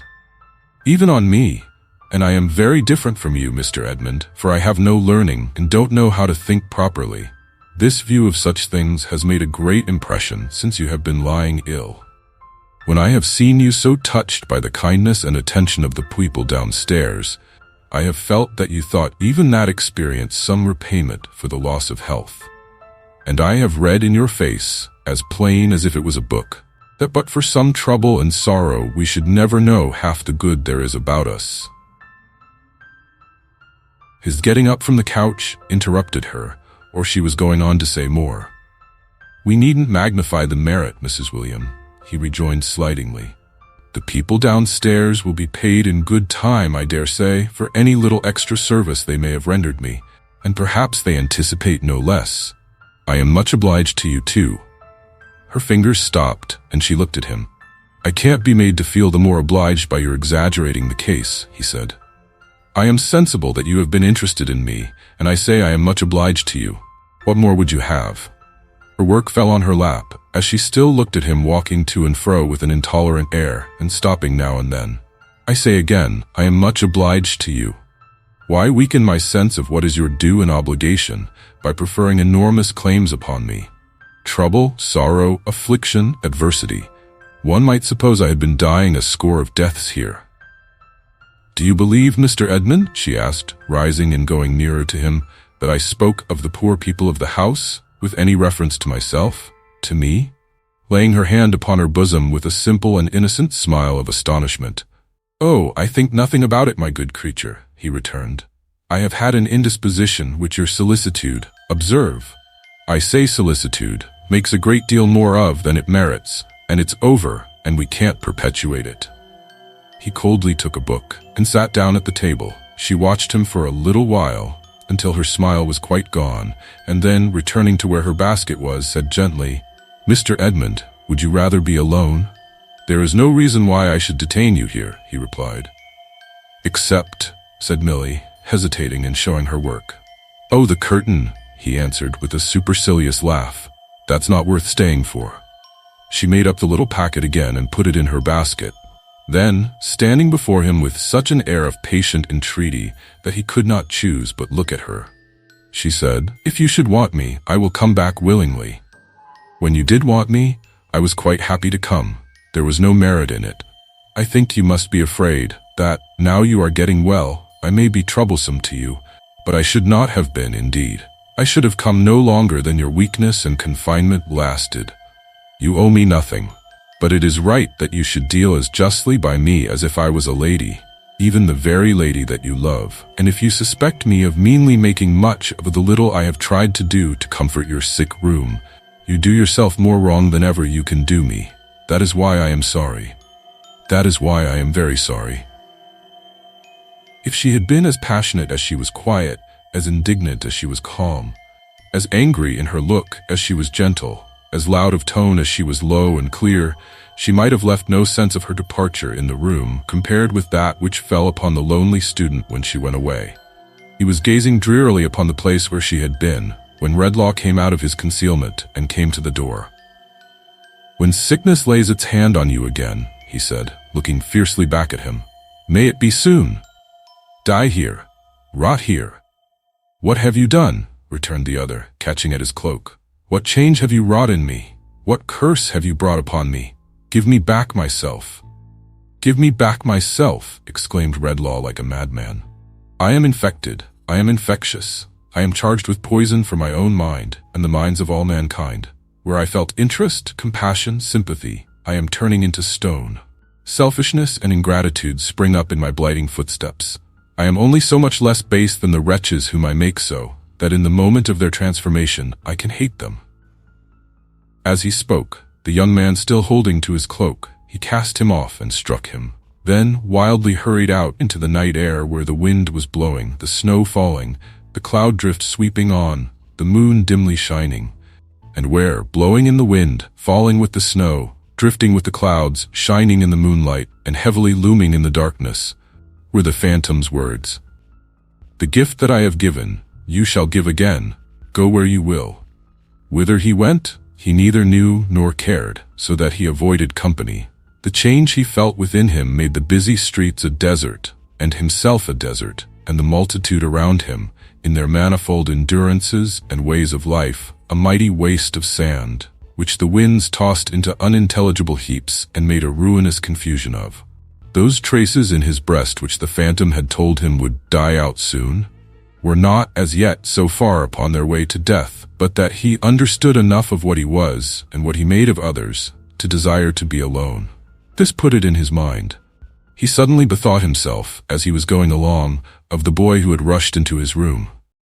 And then he recollected that of those with whom he had communicated since the phantom's disappearance, that boy alone had shown no sign of being changed.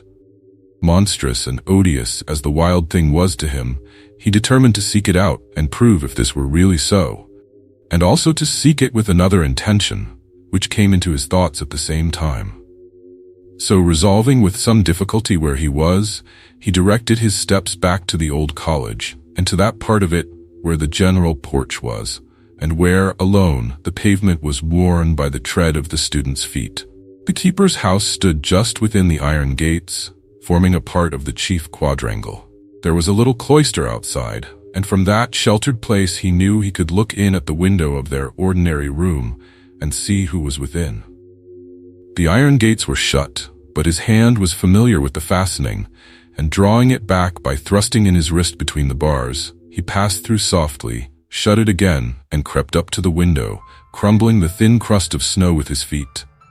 The fire, to which he had directed the boy last night, shining brightly through the glass, made an illuminated place upon the ground. Instinctively avoiding this, and going round it, he looked in at the window. At first, he thought that there was no one there, and that the blaze was reddening only the old beams in the ceiling and the dark walls. But peering in more narrowly, he saw the object of his search coiled asleep before it on the floor.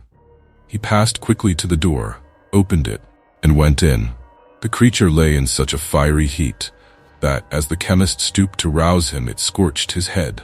So soon as he was touched, the boy, not half awake, clutching his rags together with the instinct of flight upon him, half rolled and half ran into a distant corner of the room, where, heaped upon the ground, he struck his foot out to defend himself. "Get up," said the chemist. "You have not forgotten me?" "You let me alone," returned the boy. "This is the woman's house, not yours." The chemist's steady eye controlled him somewhat, or inspired him with enough submission to be raised upon his feet and looked at. "Who washed them and put those bandages where they were bruised and cracked?" asked the chemist, pointing to their altered state. "The woman did." "And is it she who has made you cleaner in the face, too?" "Yes, the woman." Redlaw asked these questions to attract his eyes towards himself, and with the same intent now held him by the chin and threw his wild hair back, though he loathed to touch him. The boy watched his eyes keenly, as if he thought it needful to his own defense, not knowing what he might do next, and Redlaw could see well that no change came over him. "Where are they?" he inquired. "The woman's out." "I know she is. Where's the old man with the white hair and his son?" "The woman's husband, I mean," inquired the boy. Where are those two?" "Out. Something's the matter somewhere. They were fetched out in a hurry and told me to stop here." "Come with me," said the chemist, "and I'll give you money." "Come where? And how much will you give?" "I'll give you more shillings than you ever saw and bring you back soon. Do you know your way to where you came from?" "You let me go," returned the boy, suddenly twisting out of his grasp. "I'm not going to take you there. Let me be, or I'll heave some fire at you." He was down before it and ready, with his savage little hand, to pluck the burning coals out. What the chemist had felt, in observing the effect of his charmed influence stealing over those with whom he came in contact, was not nearly equal to the cold, vague terror with which he saw this baby monster put it at defiance.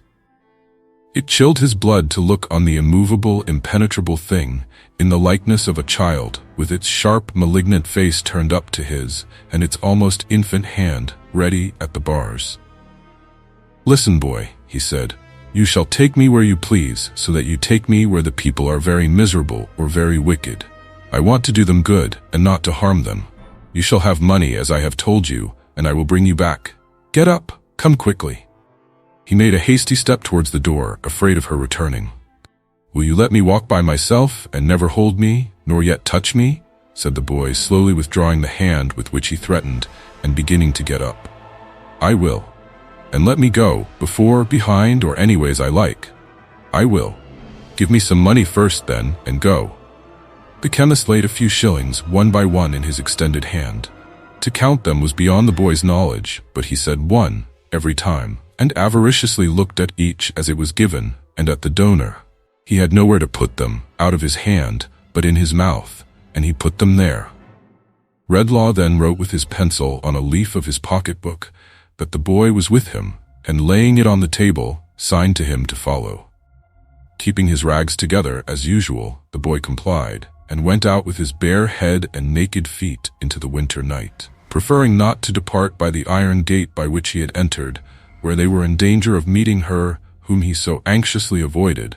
The chemist led the way, through some of those passages among which the boy had lost himself, and by that portion of the building where he lived, to a small door of which he had the key. When they got into the street, he stopped to ask his guide, who instantly retreated from him, if he knew where they were. The savage thing looked here and there, and at length, nodding his head, pointed in the direction he designed to take. Redlaw going on at once, he followed, something less suspiciously, shifting his money from his mouth into his hand and back again into his mouth, and stealthily rubbing it upon his shreds of dress as he went along.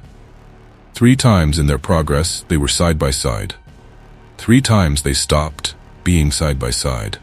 3 times the chemist glanced down at his face and shuddered as it forced upon him one reflection.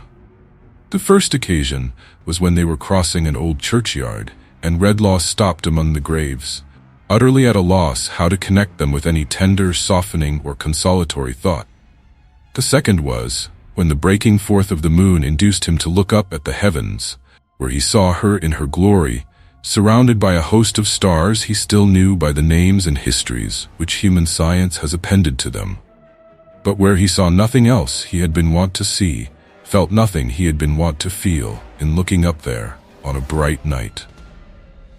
The third was when he stopped to listen to a plaintive strain of music, but could only hear a tune, made manifest to him by the dry mechanism of the instruments and his own ears, with no address to any mystery within him, without a whisper in it of the past or of the future, powerless upon him as the sound of last year's running water or the rushing of last year's wind. At each of these 3 times, he saw with horror that, in spite of the vast intellectual distance between them, and their being unlike each other in all physical respects, the expression on the boy's face was the expression on his own. They journeyed on for some time, now through such crowded places that he often looked over his shoulder, thinking he had lost his guide, but generally finding him within his shadow on his other side, now by ways so quiet that he could have counted his short, quick, naked footsteps coming on behind, until they arrived at a ruinous collection of houses, and the boy touched him and stopped. "In there," he said, pointing out one house where there were scattered lights in the windows and a dim lantern in the doorway, with lodgings for travelers painted on it. Redlaw looked about him, from the houses to the waste piece of ground on which the houses stood, or rather did not altogether tumble down, unfenced, undrained, unlighted, and bordered by a sluggish ditch. From that to the sloping line of arches, part of some neighboring viaduct or bridge with which it was surrounded, and which lessened gradually towards them, until the last but one was a mere kennel for a dog, the last a plundered little heap of bricks. From that to the child close to him, cowering and trembling with the cold, and limping on one little foot, while he coiled the other round his leg to warm it, yet staring at all these things with that frightful likeness of expression so apparent in his face that Redlaw started from him. "In there," said the boy, pointing out the house again. "I'll wait." "Will they let me in?" asked Redlaw. "Say you're a doctor," he answered with a nod. "There's plenty ill here." Looking back on his way to the house door, Redlaw saw him trail himself upon the dust and crawl within the shelter of the smallest arch, as if he were a rat. He had no pity for the thing, but he was afraid of it, and when it looked out of its den at him, he hurried to the house as a retreat. "Sorrow, wrong, and trouble," said the chemist, with a painful effort at some more distinct remembrance, "at least haunt this place darkly. He can do no harm, who brings forgetfulness of such things here." With these words, he pushed the yielding door and went in. There was a woman sitting on the stairs, either asleep or forlorn, whose head was bent down on her hands and knees. As it was not easy to pass without treading on her, and as she was perfectly regardless of his near approach, he stopped and touched her on the shoulder. Looking up, she showed him quite a young face, but one whose bloom and promise were all swept away, as if the haggard winter should unnaturally kill the spring. With little or no show of concern on his account, she moved nearer to the wall to leave him a wider passage. "What are you?" said Redlaw, pausing with his hand upon the broken stair rail. "What do you think I am?" she answered, showing him her face again. He looked upon the ruined temple of God so lately made, so soon disfigured, and something which was not compassion, for the springs in which a true compassion for such miseries has its rise were dried up in his breast, but which was nearer to it, for the moment, than any feeling that had lately struggled into the darkening, but not yet wholly darkened, night of his mind, mingled a touch of softness with his next words. "I am come here to give relief if I can," he said. "Are you thinking of any wrong?" She frowned at him, and then laughed, and then her laugh prolonged itself into a shivering sigh as she dropped her head again and hid her fingers in her hair. "Are you thinking of a wrong?" he asked once more. "I am thinking of my life," she said, with a momentary look at him. He had a perception that she was one of many, and that he saw the type of thousands when he saw her drooping at his feet. "What are your parents?" he demanded. "I had a good home once. My father was a gardener far away in the country." "Is he dead?" "He's dead to me. All such things are dead to me. You a gentleman and not know that." She raised her eyes again and laughed at him. "Girl," said Redlaw sternly, "before this death of all such things was brought about, was there no wrong done to you? In spite of all that you can do, does no remembrance of wrong cleave to you? Are there not times upon times when it is misery to you?" So little of what was womanly was left in her appearance, that now, when she burst into tears, he stood amazed. But he was more amazed and much disquieted to note that in her awakened recollection of this wrong, the first trace of her old humanity and frozen tenderness appeared to show itself. He drew a little off, and in doing so, observed that her arms were black, her face cut, and her bosom bruised. "What brutal hand has hurt you so?" he asked. "My own. I did it myself," she answered quickly.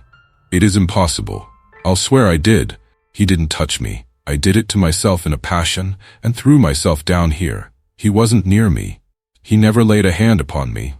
In the white determination of her face confronting him with this untruth, he saw enough of the last perversion and distortion of good surviving in that miserable breast to be stricken with remorse that he had ever come near her. "Sorrow, wrong, and trouble," he muttered, turning his fearful gaze away. "All that connects her with the state from which she has fallen has those roots. In the name of God, let me go by." Afraid to look at her again, afraid to touch her, afraid to think of having sundered the last thread by which she held upon the mercy of heaven, he gathered his cloak about him and glided swiftly up the stairs. Opposite to him on the landing was a door which stood partly open, and which, as he ascended, a man with a candle in his hand came forward from within to shut. But this man, seeing him, drew back with much emotion in his manner, and as if by a sudden impulse mentioned his name aloud. In the surprise of such a recognition there, he stopped, endeavoring to recollect the wan and startled face. He had no time to consider it, for to his yet greater amazement, old Philip came out of the room and took him by the hand. "Mr. Redlaw," said the old man, this is like you, sir. You have heard of it, and have come after us to render any help you can." "Ah, too late, too late!" Redlaw, with a bewildered look, submitted to be led into the room. A man lay there on a truckle bed, and William Swidger stood at the bedside. "Too late," murmured the old man, looking wistfully into the chemist's face, and the tears stole down his cheeks. "That's what I say, father," interposed his son in a low voice. "That's where it is exactly. To keep as quiet as ever we can while he's a-dozing is the only thing to do." "You're right, father." Redlaw paused at the bedside and looked down on the figure that was stretched upon the mattress. It was that of a man who should have been in the vigor of his life, but on whom it was not likely the sun would ever shine again. The vices of his 40 or 50 years' career had so branded him that, in comparison with their effects upon his face, the heavy hand of time upon the old man's face who watched him had been merciful and beautifying. "Who is this?" asked the chemist, looking round. "My son George, Mr. Redlaw," said the old man, wringing his hands. "My eldest son George, who was more his mother's pride than all the rest." Redlaw's eyes wandered from the old man's gray head, as he laid it down upon the bed, to the person who had recognized him and who had kept aloof in the remotest corner of the room. He seemed to be about his own age, and although he knew no such hopeless decay and broken man as he appeared to be, there was something in the turn of his figure, as he stood with his back towards him and now went out at the door, that made him pass his hand uneasily across his brow. "William," he said in a gloomy whisper, "who is that man?" "Why, you see, sir," returned Mr. William, "that's what I say myself. Why should a man ever go and gamble, and the like of that, and let himself down inch by inch, till he can't let himself down any lower?" "Has he done so?" asked Redlaw, glancing after him with the same uneasy action as before. "Just exactly that, sir," returned William Swidger, "as I'm told. He knows a little about medicine, sir, it seems, and having been wayfaring towards London with my unhappy brother that you see here." Mr. William passed his coat sleeve across his eyes, "and being lodging upstairs for the night, what I say, you see, is that strange companions come together here sometimes. He looked in to attend upon him, and came for us at his request. What a mournful spectacle, sir! But that's where it is. It's enough to kill my father."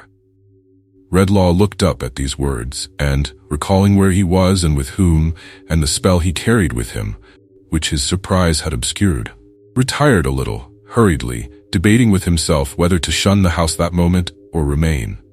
Yielding to a certain sullen doggedness, which it seemed to be a part of his condition to struggle with, he argued for remaining.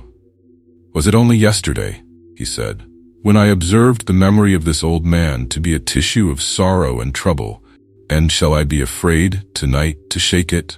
Are such remembrances as I can drive away so precious to this dying man that I need fear for him? No, I'll stay here."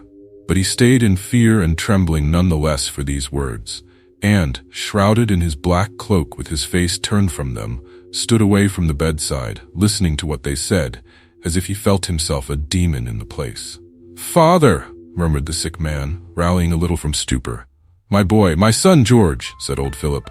"You spoke just now of my being mother's favorite long ago. It's a dreadful thing to think now of long ago." "No, no, no," returned the old man. "Think of it. Don't say it's dreadful. It's not dreadful to me, my son. It cuts you to the heart, father." For the old man's tears were falling on him. "Yes, yes," said Philip, "so it does, but it does me good. It's a heavy sorrow to think of that time, but it does me good, George. Oh, think of it too. Think of it too, and your heart will be softened more and more. Where's my son William? William, my boy, your mother loved him dearly to the last, and with her latest breath said, 'Tell him I forgave him, blessed him, and prayed for him.' Those were her words to me. I have never forgotten them, and I'm 87. "Father," said the man upon the bed, "I am dying, I know. I am so far gone that I can hardly speak, even of what my mind most runs on. Is there any hope for me beyond this bed?" "There is hope," returned the old man, "for all who are softened and penitent. There is hope for all such." "Oh," he exclaimed, clasping his hands and looking up. "I was thankful, only yesterday, that I could remember this unhappy son when he was an innocent child. But what a comfort it is now to think that even God himself has that remembrance of him." Redlaw spread his hands upon his face and shrank like a murderer. "Ah," feebly moaned the man upon the bed. "The waste since then, the waste of life since then." "But he was a child once," said the old man.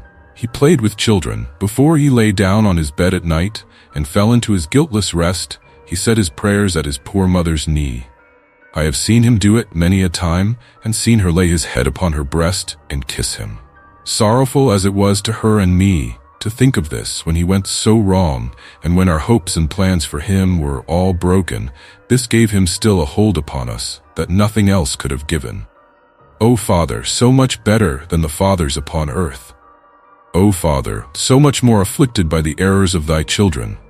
Take this wanderer back, not as he is, but as he was then.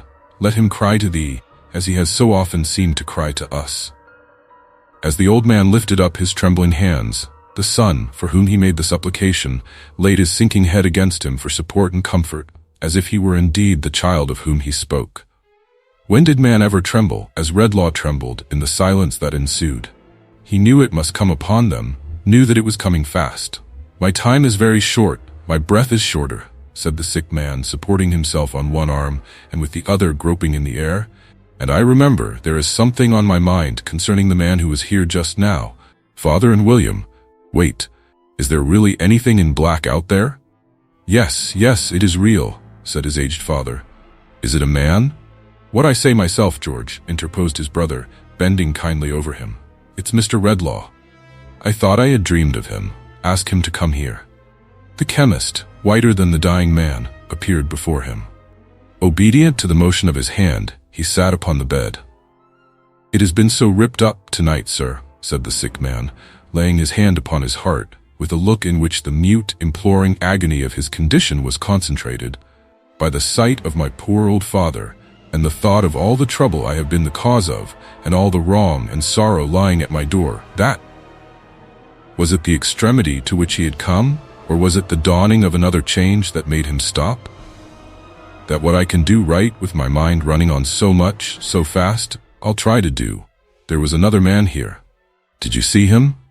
Redlaw could not reply by any word, for when he saw that fatal sign he knew so well now, of the wandering hand upon the forehead, his voice died at his lips. But he made some indication of assent. He is penniless, hungry, and destitute. He is completely beaten down and has no resource at all. Look after him. Lose no time. I know he has it in his mind to kill himself. It was working. It was on his face. His face was changing, hardening, deepening in all its shades, and losing all its sorrow. Don't you remember? Don't you know him? He pursued. He shut his face out for a moment with the hand that again wandered over his forehead, and then it lowered on Redlaw, reckless, ruffianly, and callous. Why, didn't you? He said, scowling round. What have you been doing to me here? I have lived bold, and I mean to die bold, to the devil with you. And so lay down upon his bed, and put his arms up, over his head and ears, as resolute from that time to keep out all access, and to die in his indifference. If Redlaw had been struck by lightning, it could not have struck him from the bedside with a more tremendous shock. But the old man, who had left the bed while his son was speaking to him, now returning, avoided it quickly likewise, and with abhorrence. "Where's my boy William?" said the old man hurriedly. "William, come away from here. We'll go home." "Home, father," returned William. "Are you going to leave your own son?" "Where's my own son?" replied the old man. "Where? What, there?" "That's no son of mine," said Philip, trembling with resentment. "No such wretch as that has any claim on me. My children are pleasant to look at, and they wait upon me, and get my meat and drink ready, and are useful to me. I've a right to it. I'm 87. "You're old enough to be no older," muttered William, looking at him grudgingly, with his hands in his pockets. "I don't know what good you are myself. We could have a deal more pleasure without you." "My son, Mr. Redlaw," said the old man. "My son, too. The boy talking to me of my son. Why, what has he ever done to give me any pleasure, I should like to know?" "I don't know what you have ever done to give me any pleasure," said William sulkily. "Let me think," said the old man.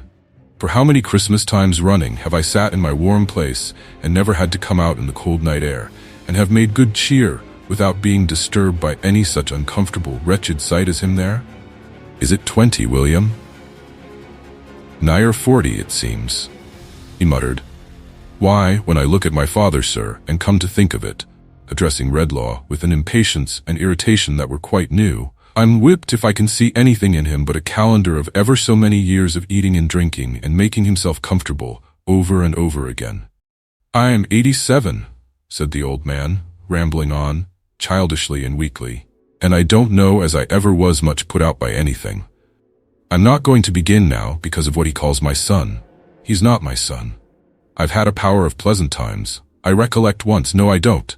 No, it's broken off. It was something about a game of cricket and a friend of mine, but it's somehow broken off.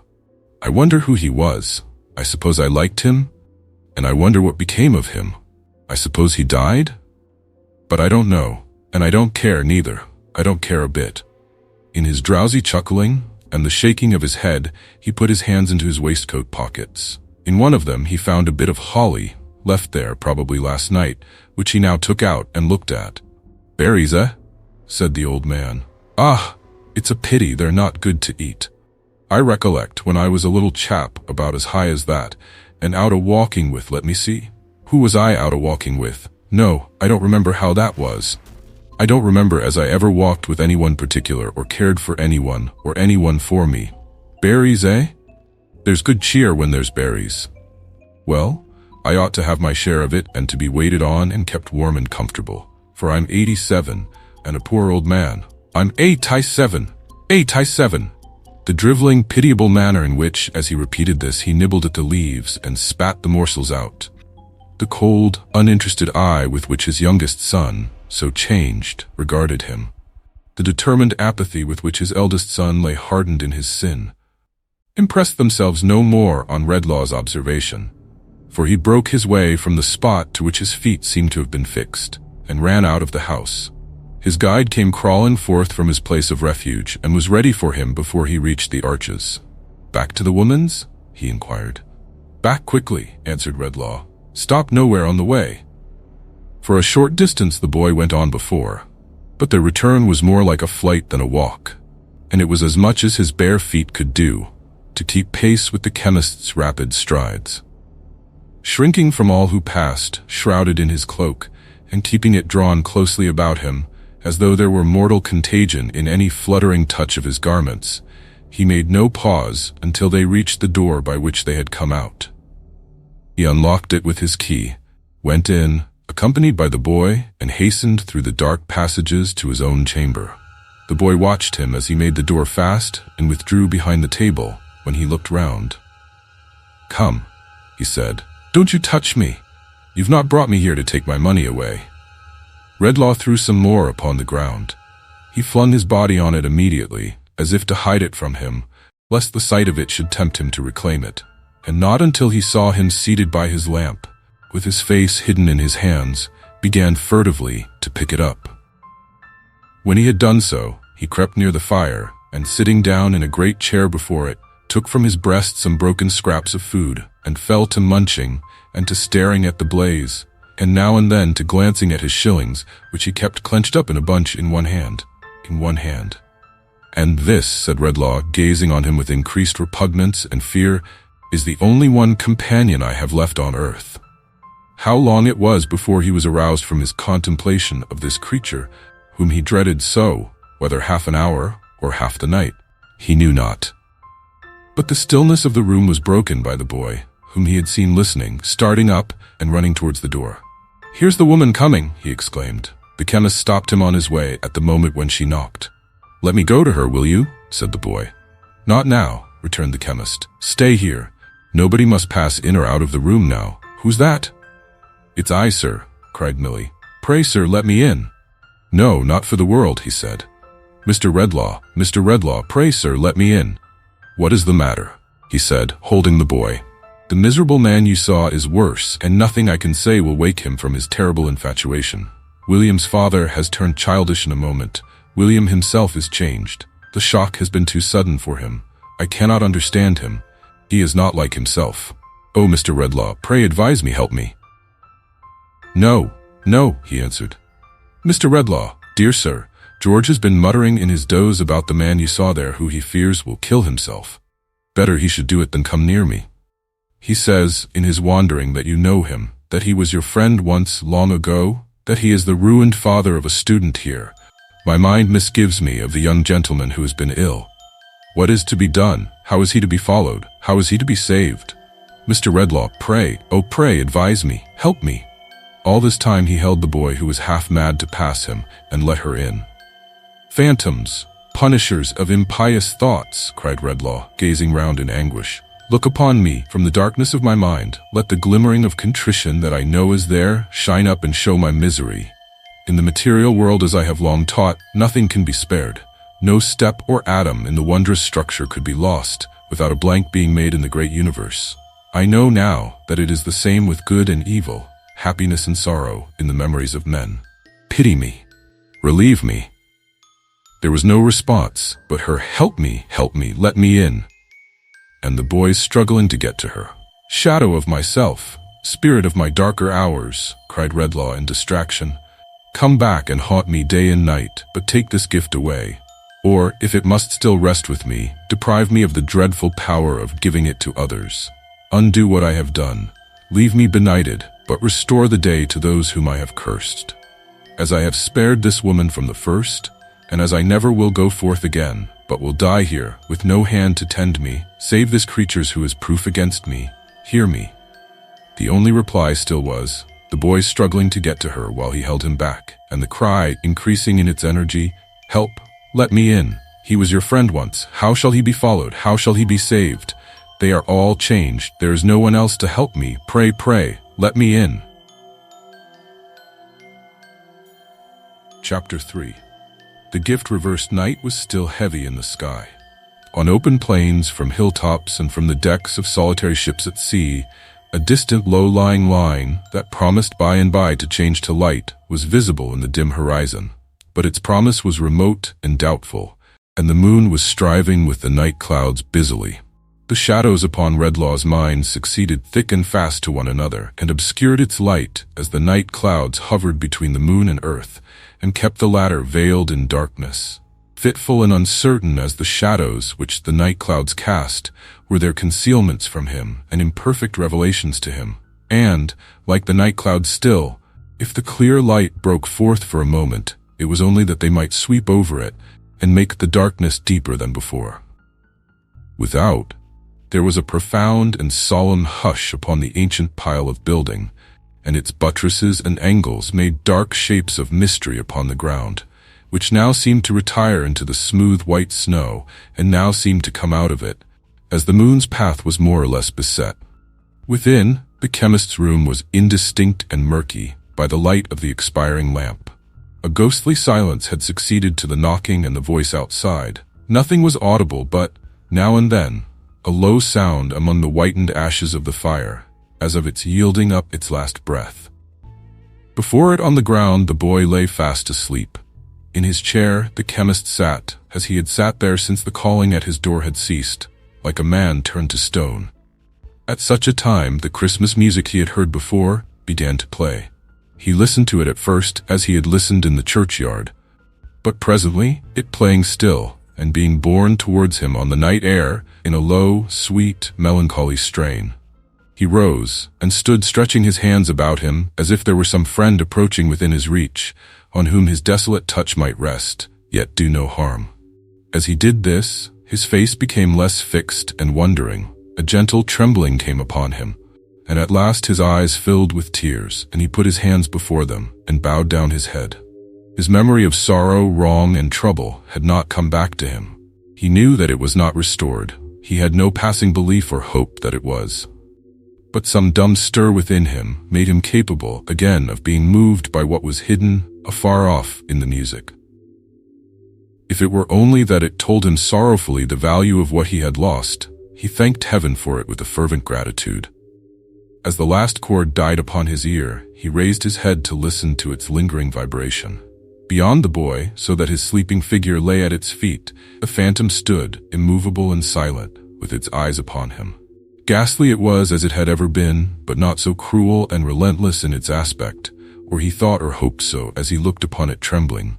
It was not alone, but in its shadowy hand it held another hand. And whose was that? Was the form that stood beside it indeed Milly's, or but her shade and picture? The quiet head was bent a little, as her manner was, and her eyes were looking down, as if in pity, on the sleeping child. A radiant light fell on her face, but did not touch the phantom, for, though close beside her, it was dark and colorless as ever. "Spectre," said the chemist, newly troubled as he looked, "I have not been stubborn or presumptuous in respect of her. Oh, do not bring her here. Spare me that. This is but a shadow," said the phantom. "When the morning shines, seek out the reality whose image I present before you." "Is it my inexorable doom to do so?" cried the chemist. "It is," replied the phantom, "to destroy her peace, her goodness, to make her what I am myself, and what I have made of others." "I have said seek her out," returned the phantom. "I have said no more." "Oh, tell me," exclaimed Redlaw, catching at the hope which he fancied might lie hidden in the words. "Can I undo what I have done?" "No," returned the phantom. "I do not ask for restoration to myself," said Redlaw. "What I abandoned of my own free will, and have justly lost. But for those to whom I have transferred the fatal gift, who never sought it, who unknowingly received a curse of which they had no warning, and which they had no power to shun, can I do nothing?" "Nothing," said the phantom. "If I cannot, can anyone?" The phantom, standing like a statue, kept its gaze upon him for a while, then turned its head suddenly and looked upon the shadow at its side. "Ah, can she?" cried Redlaw, still looking upon the shade. The phantom released the hand it had retained till now, and softly raised its own with a gesture of dismissal. Upon that, her shadow, still preserving the same attitude, began to move or melt away. "Stay," cried Redlaw with an earnestness to which he could not give enough expression. "For a moment, as an act of mercy, I know that some change fell upon me when those sounds were in the air just now. Tell me, have I lost the power of harming her? May I go near her without dread? Oh, let her give me any sign of hope." The phantom looked upon the shade as he did, not at him, and gave no answer. At least say this, has she, henceforth, the consciousness of any power to set right what I have done? She has not, the phantom answered. Has she the power bestowed on her without the consciousness? The phantom answered, seek her out. And her shadow slowly vanished. They were face to face again, and looking on each other as intently and awfully as at the time of the bestowal of the gift, across the boy who still lay on the ground between them, at the phantom's feet. Terrible instructor, said the chemist, sinking on his knee before it, in an attitude of supplication, by whom I was renounced, but by whom I am revisited, in which, and in whose milder aspect, I would fain believe I have a gleam of hope, I will obey without inquiry, praying that the cry I have sent up in the anguish of my soul has been, or will be, heard, in behalf of those whom I have injured beyond human reparation. But there is one thing. You speak to me of what is lying here, the phantom interposed, and pointed with its finger to the boy. I do, returned the chemist. You know what I would ask? Why has this child alone been proof against my influence, and why have I detected in its thoughts a terrible companionship with mine? This, said the phantom, pointing to the boy, is the last, completest illustration of a human creature, utterly bereft of such remembrances as you have yielded up. No softening memory of sorrow, wrong, or trouble enters here. Because this wretched mortal from his birth has been abandoned to a worse condition than the beasts, and has, within his knowledge, no one contrast, no humanizing touch, to make a grain of such a memory spring up in his hardened breast. All within this desolate creature is barren wilderness. All within the man bereft of what you have resigned is the same barren wilderness. Woe to such a man! Woe tenfold to the nation that shall count its monsters such as this, lying here, by hundreds and by thousands. Redlaw shrank, appalled, from what he heard. There is not, said the phantom, one of these, not one, but sows a harvest that mankind must reap. From every seed of evil in this boy, a field of ruin is grown that shall be gathered in and garnered up, and sown again in many places in the world, until regions are overspread with wickedness enough to raise the waters of another deluge. Open and unpunished murder in a city's streets would be less guilty in its daily toleration than one such spectacle as this. It seemed to look down upon the boy in his sleep. Redlaw, too, looked down upon him with a new emotion. There is not a father, said the phantom, by whose side in his daily or his nightly walk these creatures pass. There is not a mother among all the ranks of loving mothers in this land. There is no one risen from the state of childhood, but shall be responsible in his or her degree for this enormity. There is not a country throughout the earth on which it would not bring a curse. There is no religion upon earth that it would not deny. There is no people upon earth it would not put to shame. The chemist clasped his hands and looked with trembling fear and pity from the sleeping boy to the phantom, standing above him with his finger pointing down. Behold, I say, pursued the spectre, the perfect type of what it was your choice to be. Your influence is powerless here, because from this child's bosom you can banish nothing. His thoughts have been in terrible companionship with yours, because you have gone down to his unnatural level. He is the growth of man's indifference. You are the growth of man's presumption. The beneficent design of heaven is, in each case, overthrown, and from the two poles of the immaterial world you come together. The chemist stooped upon the ground beside the boy, and with the same kind of compassion for him that he now felt for himself, covered him as he slept, and no longer shrank from him with abhorrence or indifference. Soon, now, the distant line on the horizon brightened, the darkness faded, the sun rose red and glorious, and the chimney stacks and gables of the ancient building gleamed in the clear air, which turned the smoke and vapor of the city into a cloud of gold. The very sundial in his shady corner, where the wind was used to spin with such unwindy constancy, shook off the finer particles of snow that had accumulated on his dull old face in the night, and looked out at the little white wreaths eddying round and round him. Doubtless some blind groping of the morning made its way down into the forgotten crypt so cold and earthy, where the Norman arches were half buried in the ground, and stirred the dull sap in the lazy vegetation hanging to the walls, and quickened the slow principle of life within the little world of wonderful and delicate creation which existed there, with some faint knowledge that the sun was up. The Tetterbys were up and doing. Mr. Tetterby took down the shutters of the shop and, strip by strip, revealed the treasures of the window to the eyes, so proof against their seductions, of Jerusalem buildings. Adolphus had been out so long already that he was halfway on to morning pepper. 5 small Tetterbys, whose 10 round eyes were much inflamed by soap and friction, were in the tortures of a cool wash in the back kitchen, Mrs. Tetterby presiding.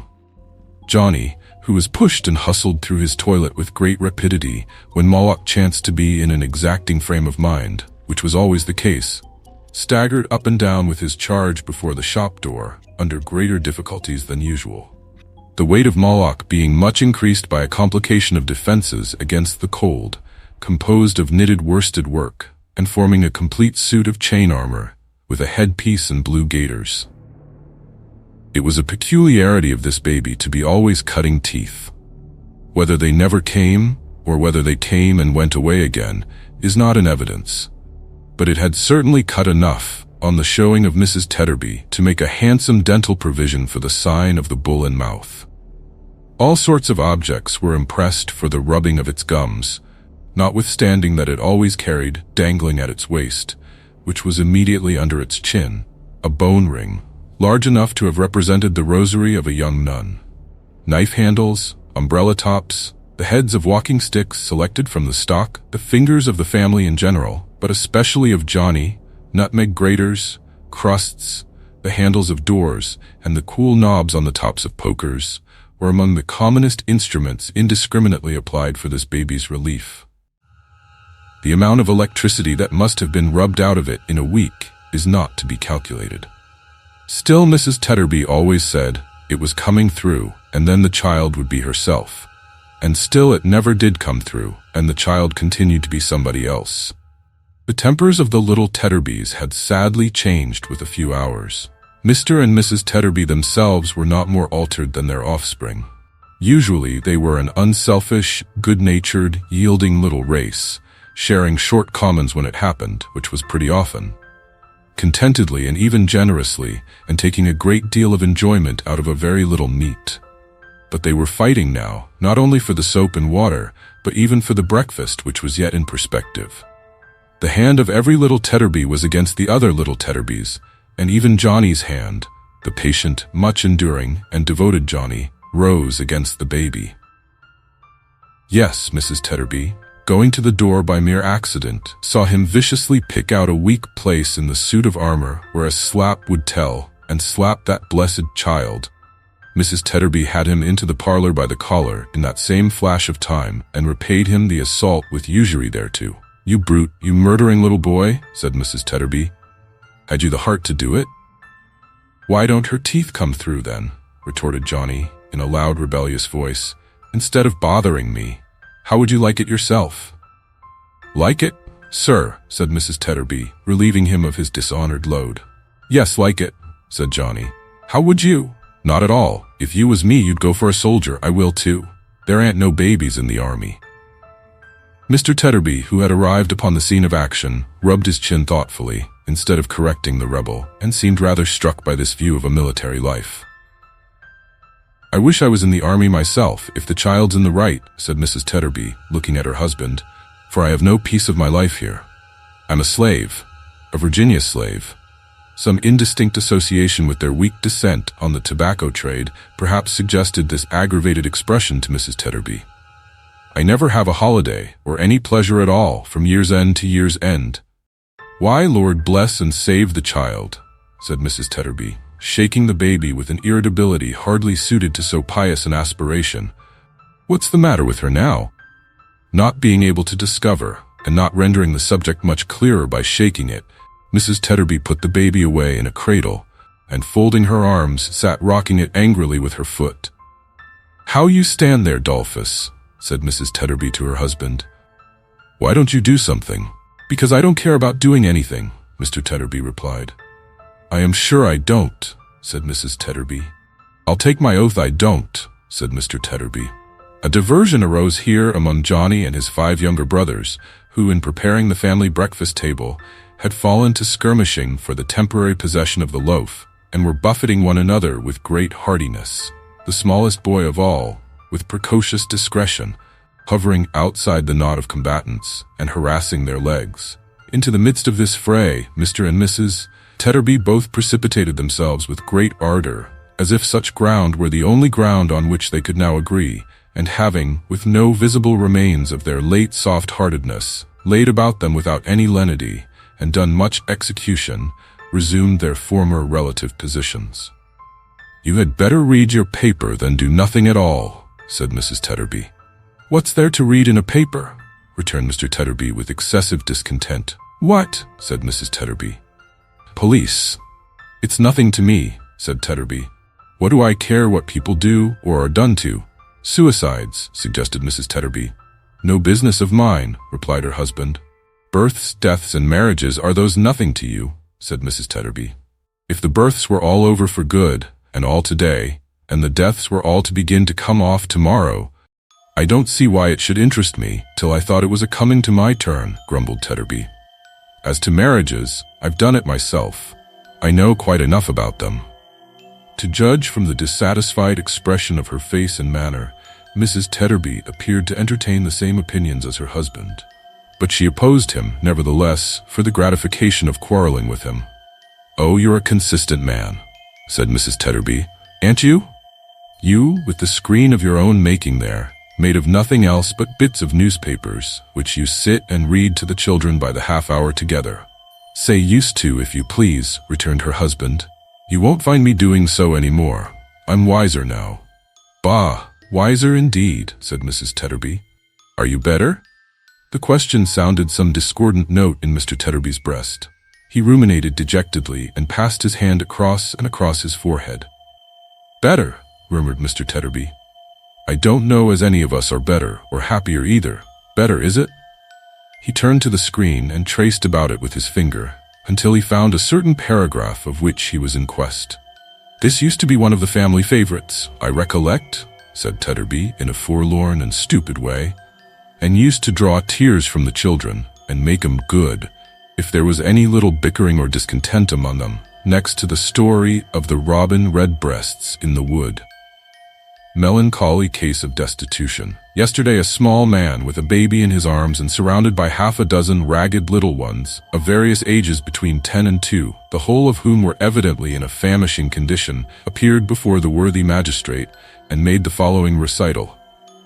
"Ha, I don't understand it, I'm sure," said Tetterby. "I don't see what it has got to do with us." "How old and shabby he looks," said Mrs. Tetterby, watching him. "I never saw such a change in a man. Ah, dear me, dear me, dear me, it was a sacrifice." "What was a sacrifice?" her husband sourly inquired. Mrs. Tetterby shook her head, and without replying in words, raised a complete sea-storm about the baby by her violent agitation of the cradle. "If you mean your marriage was a sacrifice, my good woman," said her husband. "I do mean it," said his wife. "Why then I mean to say," pursued Mr. Tetterby, as sulkily and surlily as she, "that there are two sides to that affair, and that I was the sacrifice, and that I wish the sacrifice hadn't been accepted." "I wish it hadn't, Tetterby, with all my heart and soul, I do assure you," said his wife. "You can't wish it more than I do, Tetterby." "I don't know what I saw in her," muttered the newsman. "I'm sure. Certainly if I saw anything it's not there now. I was thinking so last night after supper by the fire. She's fat, she's aging, she won't bear comparison with most other women. He's common-looking, he has no air with him, he's small, he's beginning to stoop, and he's getting bald," muttered Mrs. Tetterby. "I must have been half out of my mind when I did it," muttered Mr. Tetterby. "My senses must have forsook me. That's the only way in which I can explain it to myself," said Mrs. Tetterby with elaboration. In this mood they sat down to breakfast. The little Tetterbys were not habituated to regard that meal in the light of a sedentary occupation, but discussed it as a dance or trot, rather resembling a savage ceremony, in the occasionally shrill whoops and brandishings of bread and butter with which it was accompanied, as well as in the intricate filings off into the street and back again, and the hoppings up and down the doorsteps, which were incidental to the performance. In the present instance, the contentions between these Tetterby children for the milk and water jug, common to all, which stood upon the table, presented so lamentable an instance of angry passions risen very high indeed, that it was an outrage on the memory of Dr. Watts. It was not until Mr. Tetterby had driven the whole herd out at the front door that a moment's peace was secured, and even that was broken by the discovery that Johnny had surreptitiously come back, and was at that instant choking in the jug like a ventriloquist, in his indecent and rapacious haste. "These children will be the death of me at last," said Mrs. Tetterby, after banishing the culprit. "And the sooner the better, I think." "Poor people," said Mr. Tetterby, "ought not to have children at all. They give us no pleasure." He was at that moment taking up the cup which Mrs. Tetterby had rudely pushed towards him, and Mrs. Tetterby was lifting her own cup to her lips, when they both stopped, as if they were transfixed. "Here, mother, father," cried Johnny, running into the room. "Here's Mrs. William coming down the street." And if ever, since the world began, a young boy took a baby from a cradle with the care of an old nurse, and hushed and soothed it tenderly, and tottered away with it cheerfully, Johnny was that boy, and Moloch was that baby, as they went out together. Mr. Tetterby put down his cup, Mrs. Tetterby put down her cup. Mr. Tetterby rubbed his forehead, Mrs. Tetterby rubbed hers. Mr. Tetterby's face began to smooth and brighten, Mrs. Tetterby's began to smooth and brighten. "Why, Lord forgive me," said Mr. Tetterby to himself. "What evil tempers have I been giving way to? What has been the matter here? How could I ever treat him ill again after all I said and felt last night?" sobbed Mrs. Tetterby with her apron to her eyes. "Am I a brute," said Mr. Tetterby, "or is there any good in me at all? Sophia, my little woman." "Dolphus dear," returned his wife, I've been in a state of mind," said Mr. Tetterby, "that I can't bear to think of Sophie." "Oh, it's nothing to what I've been in, Dolph," cried his wife in a great burst of grief. "My Sophia," said Mr. Tetterby, "don't take on. I never shall forgive myself. I must have nearly broke your heart, I know." "No, Dolph, no. It was me, cried Mrs. Tetterby. "My little woman," said her husband, "don't. You make me reproach myself dreadful when you show such a noble spirit. Sophia, my dear, you don't know what I thought. I showed it bad enough, no doubt. But what I thought, my little woman." "Oh, dear Dolph, don't." "Don't," cried his wife. "Sophia," said Mr. Tetterby, "I must reveal it. I couldn't rest in my conscience unless I mentioned it. My little woman." "Mrs. Williams very nearly here," screamed Johnny at the door. "My little woman, I wondered how," gasped Mr. Tetterby, supporting himself by his chair. "I wondered how I had ever admired you. I forgot the precious children you have brought about me, and thought you didn't look as slim as I could wish. I never gave a recollection," said Mr. Tetterby, with severe self-accusation, "to the cares you've had as my wife, and along of me and mine, when you might have had hardly any with another man, who got on better and was luckier than me. Anybody might have found such a man easily, I am sure. And I quarreled with you for having aged a little in the rough years you have lightened for me. Can you believe it, my little woman? I hardly can myself."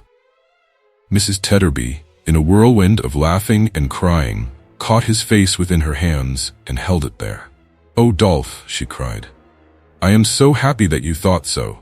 I am so grateful that you thought so. For I thought that you were common-looking, Dolph. And so you are, my dear, and may you be the commonest of all sights in my eyes, till you close them with your own good hands. I thought that you were small, and so you are, and I'll make much of you because you are, and more of you because I love my husband.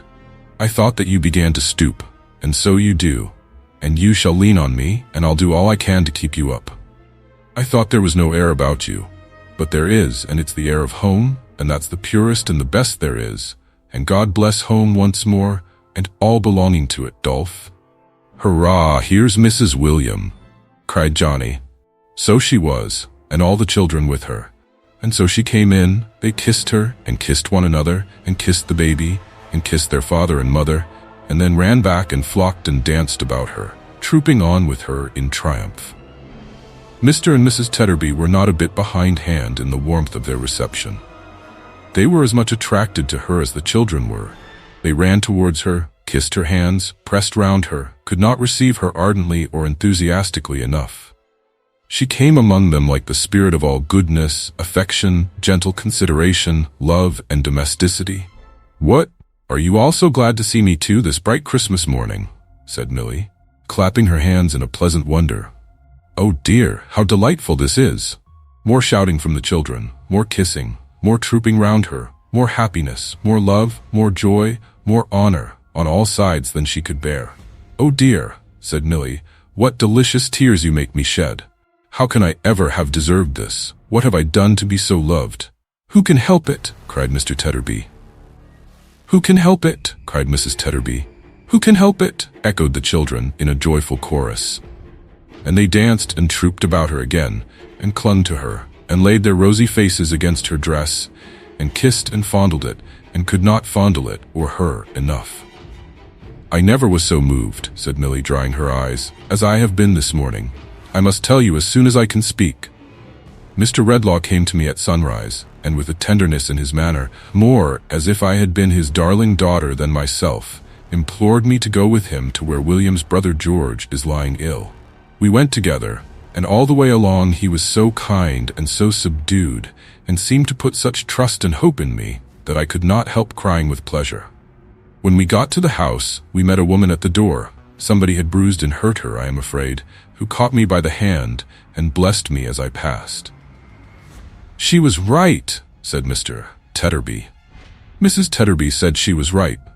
All the children cried out that she was right. Ah, but there's more than that, said Milly.